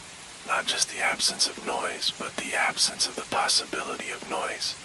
No distant traffic hum, no birds, no floor creaks. Silence, thick and smothering. He reached for the front door, still half asleep. His fingers met solid wall. No handle, no frame, no door. His breath came in short gasps as he traced his palm over the spot where the door should be. Flat, unbroken, white. His mind struggled to process it. His front door had been there last night. He remembered locking it. He remembered the key in his pocket. Something was wrong. He turned away, fumbling for his phone. No contacts. The entire list gone. No names, no numbers, just a blank screen. The time read. A chill ran down his spine. Was this a dream? He tried calling 911 anyway. The dial tone rang once, then hello. His own voice echoed back at him, distorted, delayed, like a recording. He ended the call with a trembling hand. The living room window was next. He rushed over, expecting to see the street, the neighbor's house, the sky. But through the glass there was only blackness, not darkness. Blackness. It wasn't night outside. There was no outside. Heart pounding, he grabbed a chair and swung it at the window. The glass should have shattered. The chair should have crashed through. Instead, nothing. His hands went numb as he ran his fingers over the surface. The window was there, yet it wasn't. His fingers didn't meet glass, only an invisible boundary where reality simply stopped. His phone vibrated. He flinched, staring at the screen. Unknown number. With hesitant fingers, he opened the message. There was never a way out. His breath hitched. His fingers trembled over the keyboard as he typed, "Who is this response?" The walls felt closer. Not physically, but perceptibly, as if the space around him was shrinking without moving. He forced himself to take deep, measured breaths. Think, the back door, the garage. But when he ran to the kitchen, his stomach dropped. The back door was gone too, just more unbroken wall. He turned back, feeling the nausea of something being fundamentally wrong. He ran his hands over the walls as if there might be a seam, a gap, a secret way out. There was nothing. He checked his phone again. A new message. "Do you remember how you got here?" His thoughts twisted, his memories fraying at the edges. How had he gotten here? He remembered living here, but suddenly he couldn't recall the last time he'd left. A creeping, insidious doubt slithered through him. He searched for proof. His old texts, his emails, all blank. His photo gallery, empty. But when he checked the framed pictures on the walls, his breath stopped. Every photo showed the house, but not a single one had a door or windows. His vision blurred, his stomach churned. How long had it been like this? Had it always been like this? His hands shook as he grabbed a pen, scrawling "I am here" on a sheet of paper. He blinked. The words vanished. The paper was blank. His phone vibrated. Another message. "You were always here." A sound came from behind him. A knock. It came from the front door that didn't exist. He froze. 3 slow, deliberate knocks. His pulse roared in his ears. A muffled voice whispered from the other side, "Let me in." The air turned heavy, thick like liquid. The walls tilted inward. Shadows stretched unnaturally long, their edges sharp as razors. The voice spoke again. "You know me." His throat clenched. He tried to step back, but the floor resisted. The air pressed against him, pushing him toward the door that wasn't there. The knock came again, this time from inside the house. His phone vibrated violently, screen flickering. The words blurred, shifted. "Open the door." He squeezed his eyes shut. There was no door. He forced himself to believe it. There was no door. There was no way out. The room convulsed. A low, humming static filled the air. The walls pulsed like they were breathing. The house was alive. The shadows swarmed toward him, swallowing his limbs in blackness. He struggled, screaming. His phone flickered once more. One final message. "Welcome home." Silence. Stillness. He wasn't gone. He was part of it now. The house was no longer unfamiliar. The pressure was gone. The panic was gone. He could feel the walls, the floors, the ceilings, as if they were extensions of his own body. A strange relief washed over him. And then, somewhere in another room, another person woke up. They stumbled groggily toward their front door, and it wasn't there. The end.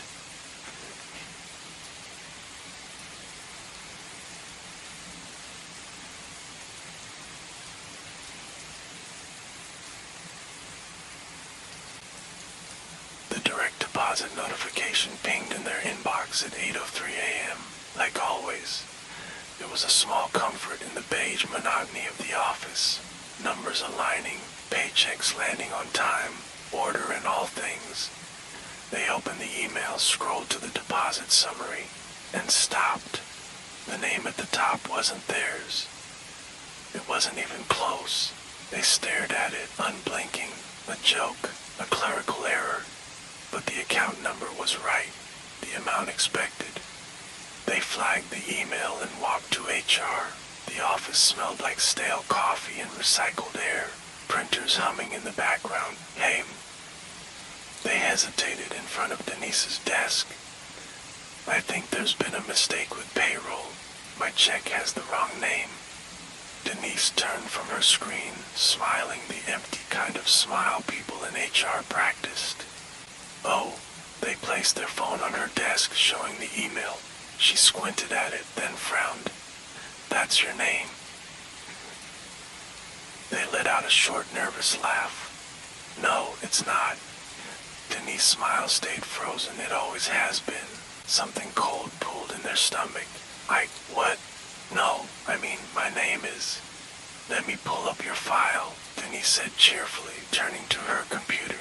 Click, click, the whir of a loading screen. Here we go.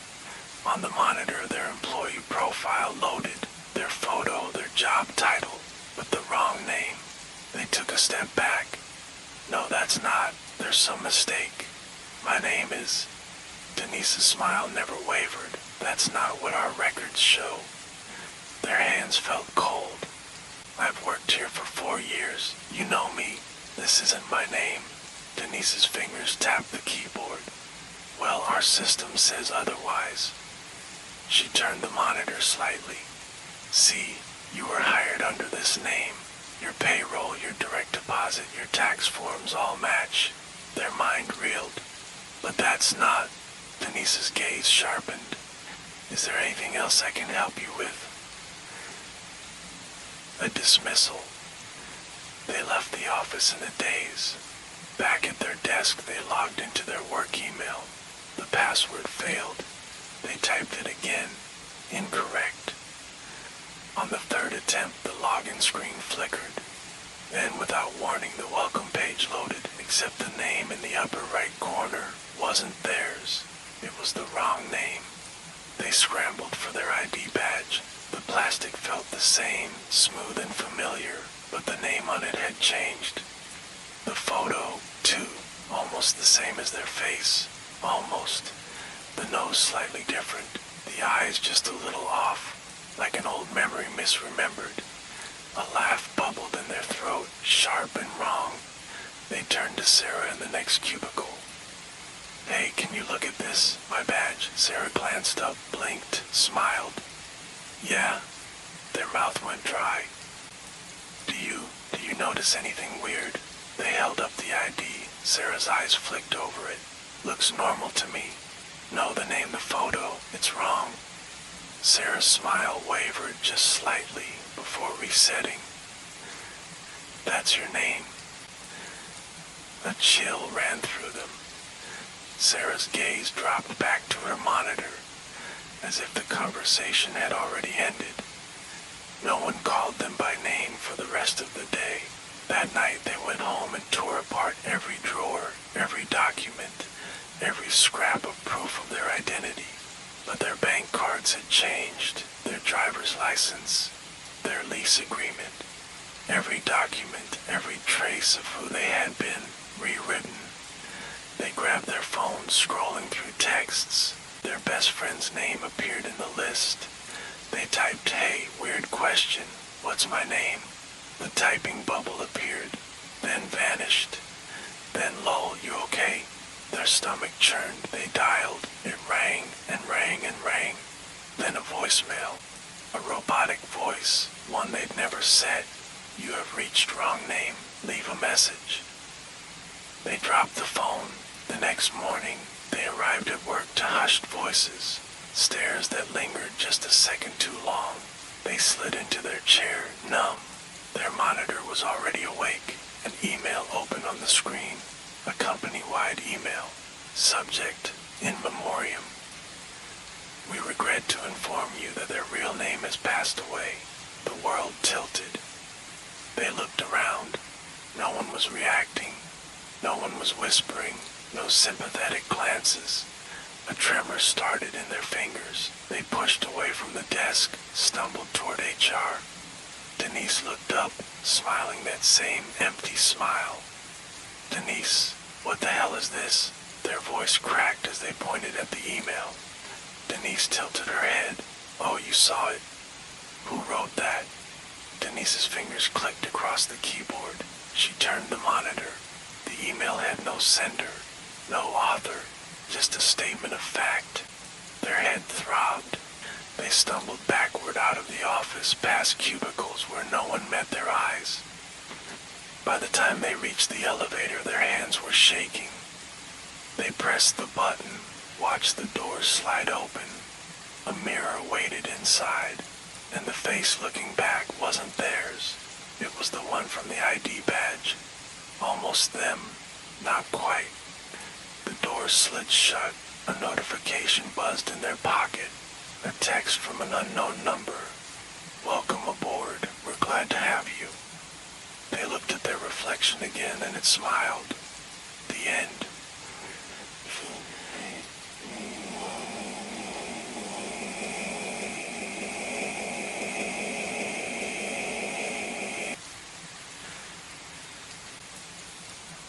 Claire liked routine. Routine meant control, and control meant no surprises. Surprises were for people with looser schedules and fewer worries. She had enough on her plate without dealing with unpredictability. Which is why, when she turned onto Maple Street after work, she knew something was wrong. The shop, a tiny, dusty storefront wedged between the diner and the dry cleaner, hadn't been there yesterday. She stopped, frowned. The neon sign over the door buzzed faintly, its letters half lit. "Forget-me-not." The windows were grimy, but inside, dim lights glowed over shelves stacked with objects that didn't quite make sense together. A doll, a row of old shoes, a pair of spectacles. Everything had the look of something misplaced, something that should belong elsewhere. She was halfway through convincing herself to walk away when the door creaked open on its own. Inside, the air smelled stale, like dust-covered memories. The wooden floor groaned under her steps. She almost left. She should have. But then she saw it. A teddy bear. Old, worn, the left ear chewed, and a missing button eye. She reached out before she could stop herself, fingers brushing the matted fur. Her teddy bear. The one she'd lost when she was 6. She turned sharply, scanning the shelves. A single light-up sneaker, the kind that blinked red when you stepped. She'd worn them everywhere in 3rd grade until one went missing at recess. A silver necklace with a tiny locket. A gift from her mother, back when things had been good. She thought she lost it during the move after the divorce. Her chest tightened. A cash register rang. Claire turned to see a man behind the counter. His skin was waxy, his smile easy, like someone who had been practicing at being human for too long. "We keep what's forgotten," he said. She backed away, heart hammering. Where did you?" He didn't answer. She ran. That night, Claire sat on her couch, phone in hand, searching. Nothing, no listings, no store by that name, no records of a shop opening on Maple Street. Even Google Street View, last updated a month ago, showed only an empty lot. She barely slept, her dreams thick with tangled memories of childhood, of things she'd lost. A stuffed bear left at a picnic, a locket slipped between couch cushions. The next morning, she walked back. The store was gone. The lot between the diner and the dry cleaner stood empty, as if it had never been there at all. A terrible thought took root, spreading like a crack in a windshield. What if the things she saw inside, the bear, the shoe, the necklace, had been the bait? And what if she had taken the bait just by walking in? She turned toward home, trying to shake off the unease. But when she got there, she noticed something. Her coffee mug, the one she always left on the counter, was gone. She searched the sink, the cabinets, nothing. An hour later, her favorite sweater was missing from the closet. By evening, her old photo albums, the ones filled with childhood pictures, had vanished completely. She told herself she was imagining things, but deep down she knew the store had taken them. The disappearances didn't stop. The stack of birthday cards she kept in her desk drawer, gone. Her high school yearbook, vanished. Even digital things, videos on her phone, voice messages from her mother.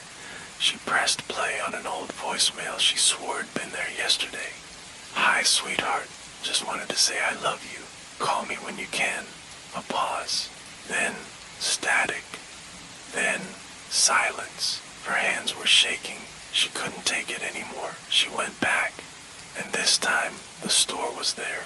It looked the same flickering sign, the same heavy silence beyond the door.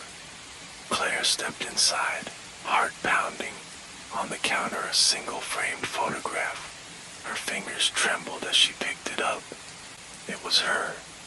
A school picture, middle school maybe, one she didn't even remember taking. She turned it over. On the back, in neat ink, forgotten on September 12, 2001. Her breath hitched. The cashier smiled. "You left this behind." Claire tried to speak, but her throat had gone dry. She couldn't remember the last time she had thought about that day, the first time her mother had forgotten to pick her up from school. Something behind the counter shifted. A filing cabinet, rows and rows of names. Her name was there, scrawled in fading ink. The realization slammed into her with crushing force. It wasn't just things. The store kept people too. A sound rose in her throat, a cry, a plea, but it never left her lips. Because the moment she saw her name, the world blinked out. The next morning, Maple Street was the same as always. No one noticed anything different. But Claire's house was empty. And the people who knew her, friends, co-workers, neighbors, felt an odd, passing emptiness, like they'd forgotten something important but couldn't remember what. They shrugged it off. They went on with their lives. And between the diner and the dry cleaner, the flickering neon light of a tiny, dusty storefront buzzed quietly in the evening air. The next day, the store was gone, but so was her name. The end.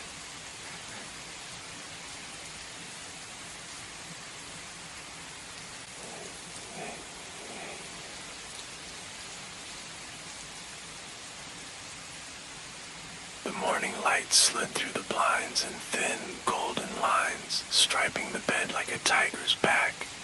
He woke up slowly, like any other day. The air was cool, and the weight of the blanket was comforting. His body felt heavy with the last remnants of sleep. Then he turned over and saw himself still lying in bed. His breath hitched. His other self was perfectly still, the rise and fall of his chest almost imperceptible. His own face, his own body, his own sleep, a trick of the light, maybe. But no, his sleeping self looked peaceful, serene, undisturbed. He swallowed hard. "Hey."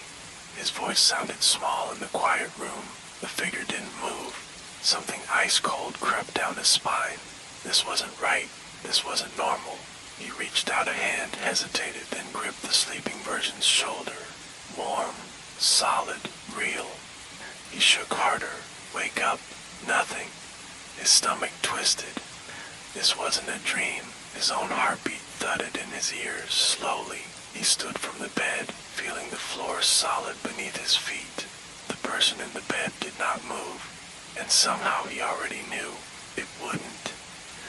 His fingers trembled as he backed away from the bed. The air in the room felt dense now, pressing in on him, thick with something he couldn't name. The person in the bed was still him, but he was standing, and it was not. He needed his phone. Proof. Answers. Something. He grabbed it from the nightstand and pressed his thumb against the sensor. The screen blinked. Fingerprint not recognized. He tried again. Fingerprint not recognized. A sharp breath left him. His phone had never done that before. He tapped in his passcode instead, but now his hands were shaking. He scrolled to his contacts, hovering over his best friend's name. Who would believe this? He looked back at the bed. His sleeping self hadn't moved. No, he wasn't staying here. He shoved his feet into sneakers and grabbed his keys. The air in the hallway was stale, carrying the faint scent of someone's burnt toast. A familiar sight, a normal sight. He knocked on his neighbor's door. Mrs. Koenig, a woman he had spoken to almost every day for the past 3 years, peeked out cautiously. Her lined face was suspicious. Yes. Relief surged through him. "Mrs. Koenig, He stopped. Her expression didn't change. No warmth, no recognition. Her brow furrowed. "Do I know you?" His stomach plummeted. He stepped back. "It's me." She shook her head, already closing the door. "I don't think so." Click. He stood there, heart pounding, staring at Mrs. Koenig's closed door. She had recognized him yesterday. They'd spoken in the hallway about her cat, hadn't they? He turned away, hands tightening into fists. Maybe she was confused. Maybe he was confused. He needed something solid, something that proved he existed. The mail. He rushed down to the small row of mailboxes near the entrance. His name, his real name would be there. A letter, a bill, anything. He scanned the tiny labels, his apartment number, his breath caught. Not his name. The label read, Nathaniel Porter. That wasn't his name. That wasn't his name. Hands cold, he fumbled the key into the lock. The mailbox creaked open. A single envelope inside. Utility bill. He turned it over. Nathaniel Porter. The name clawed at his brain, foreign and wrong. His name wasn't Nathaniel. It wasn't. But wasn't that the name on his ID? No, that wasn't right. His pulse hammered as he turned and fled back upstairs. His apartment door loomed. Had it always looked this unfamiliar? He hesitated. Then, slowly, he opened it. The person in his bed was still asleep. He shut the door behind him, locking it. His breath came too fast, too uneven. The apartment felt different now, its corners too sharp, the shadows too deep. And the person in the bed still had not moved. His gaze flickered to the clock. 7:42 p.m. He had lost hours. He didn't remember coming back inside. His hands were empty. Hadn't he been holding his phone, his keys, his mail? He swallowed thickly. No, he had to stay in control. He had to be real. Slowly, carefully, he stepped toward the bed. His other self lay exactly as he had left it, the blankets barely disturbed. His chest rose and fell in slow, steady breaths. His face was peaceful, too peaceful. He reached out, hesitated. Then, shaking, he touched his sleeping self's arm. Warm, solid, but then a shift, a slow inhale. The body in the bed opened its eyes and stared right at him. A shudder ran through him. He couldn't speak. The gaze locked onto his, wide, too knowing. The sleeping self, the other him, didn't blink, didn't breathe. Then finally it smiled, not with warmth, not with recognition, with something else, something hungry. He couldn't breathe. The thing in the bed kept smiling, slow, amused, wrong. His throat tightened. Who? His voice broke. Who are you? His sleeping self blinked once. Then in a voice that was his but wasn't, it murmured, I've been waiting for you to sleep. His vision blurred. The air around him felt thick, suffocating. His limbs turned sluggish, his knees buckling. His body hit the mattress. Distantly he felt hands, his own hands pulling the blanket over him, soft, warm, comforting. His eyes fluttered closed, and in the dim light, the person in the bed sat up, smiling. The end.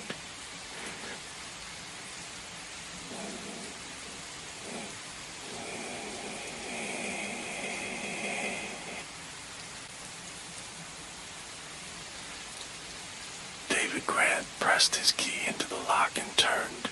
Nothing. He frowned, jiggled it, tried again. The key slid in smoothly, but it wouldn't budge. That was wrong.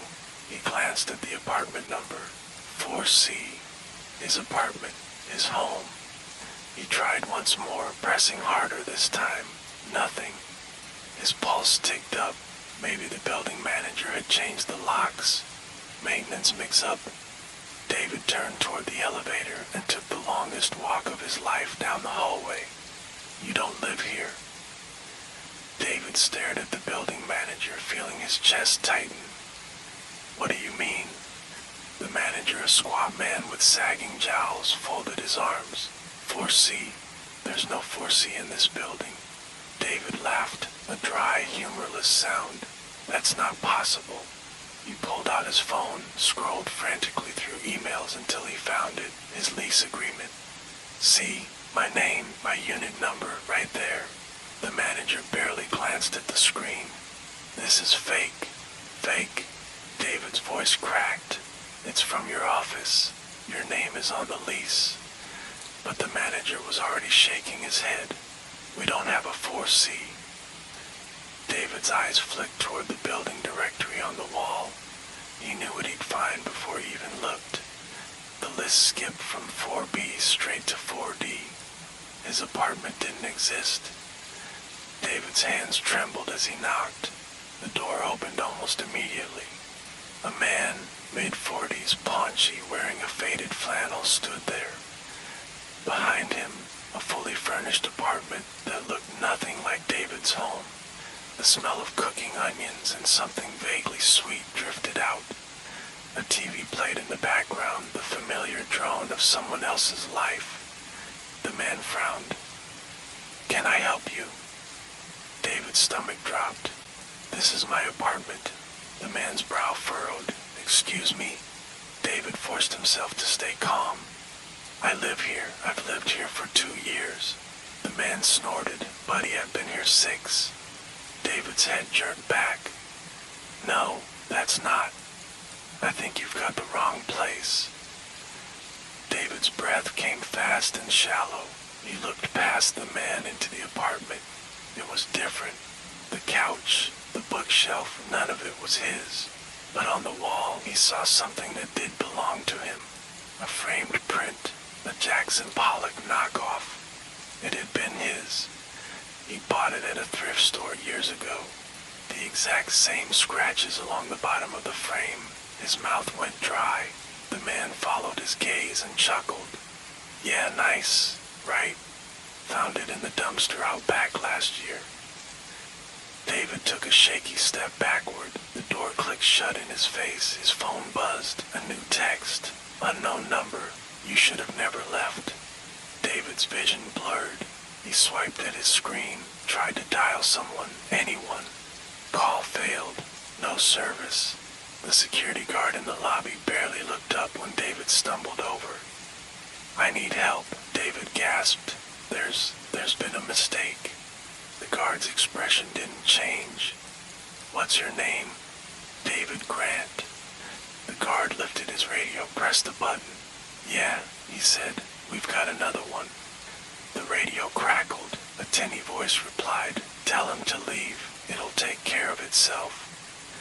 David's skin went cold. Who the hell were you talking to? He whispered. The guard just looked at him, unblinking.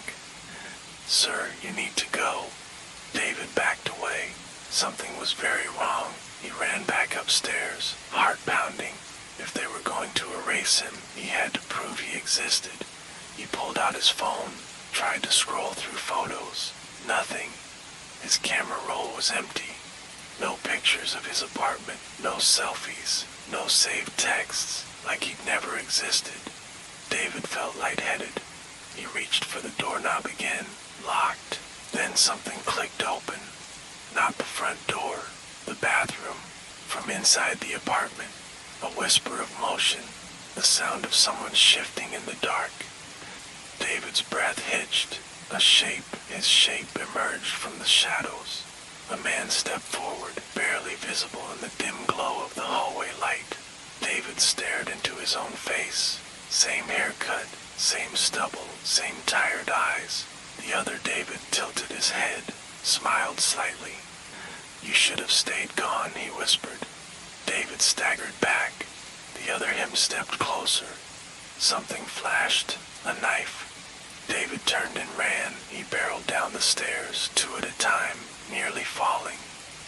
The lobby was empty. No security guard, no manager. The building directory flickered. His name faded in for half a second, then disappeared again. His phone vibrated in his pocket. Another unknown number. Turn around.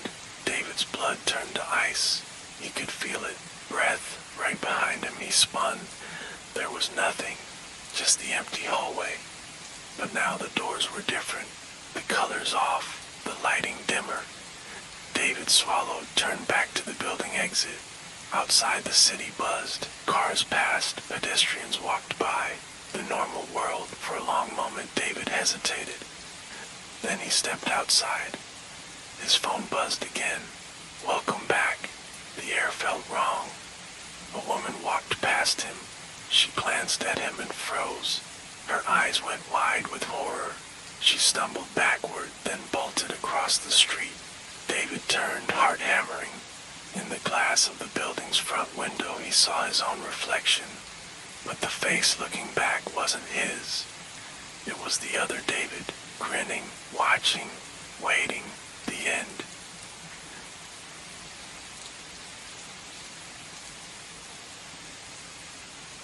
And that's the end. But the night is far from over. If you enjoyed this story, don't forget to like the video and subscribe to the channel for more. Tell me, are you still awake? Or did the whispers follow you into your dreams? If sleep won't come just yet, there are plenty more stories waiting for you. Go on, pick another. I'll be here.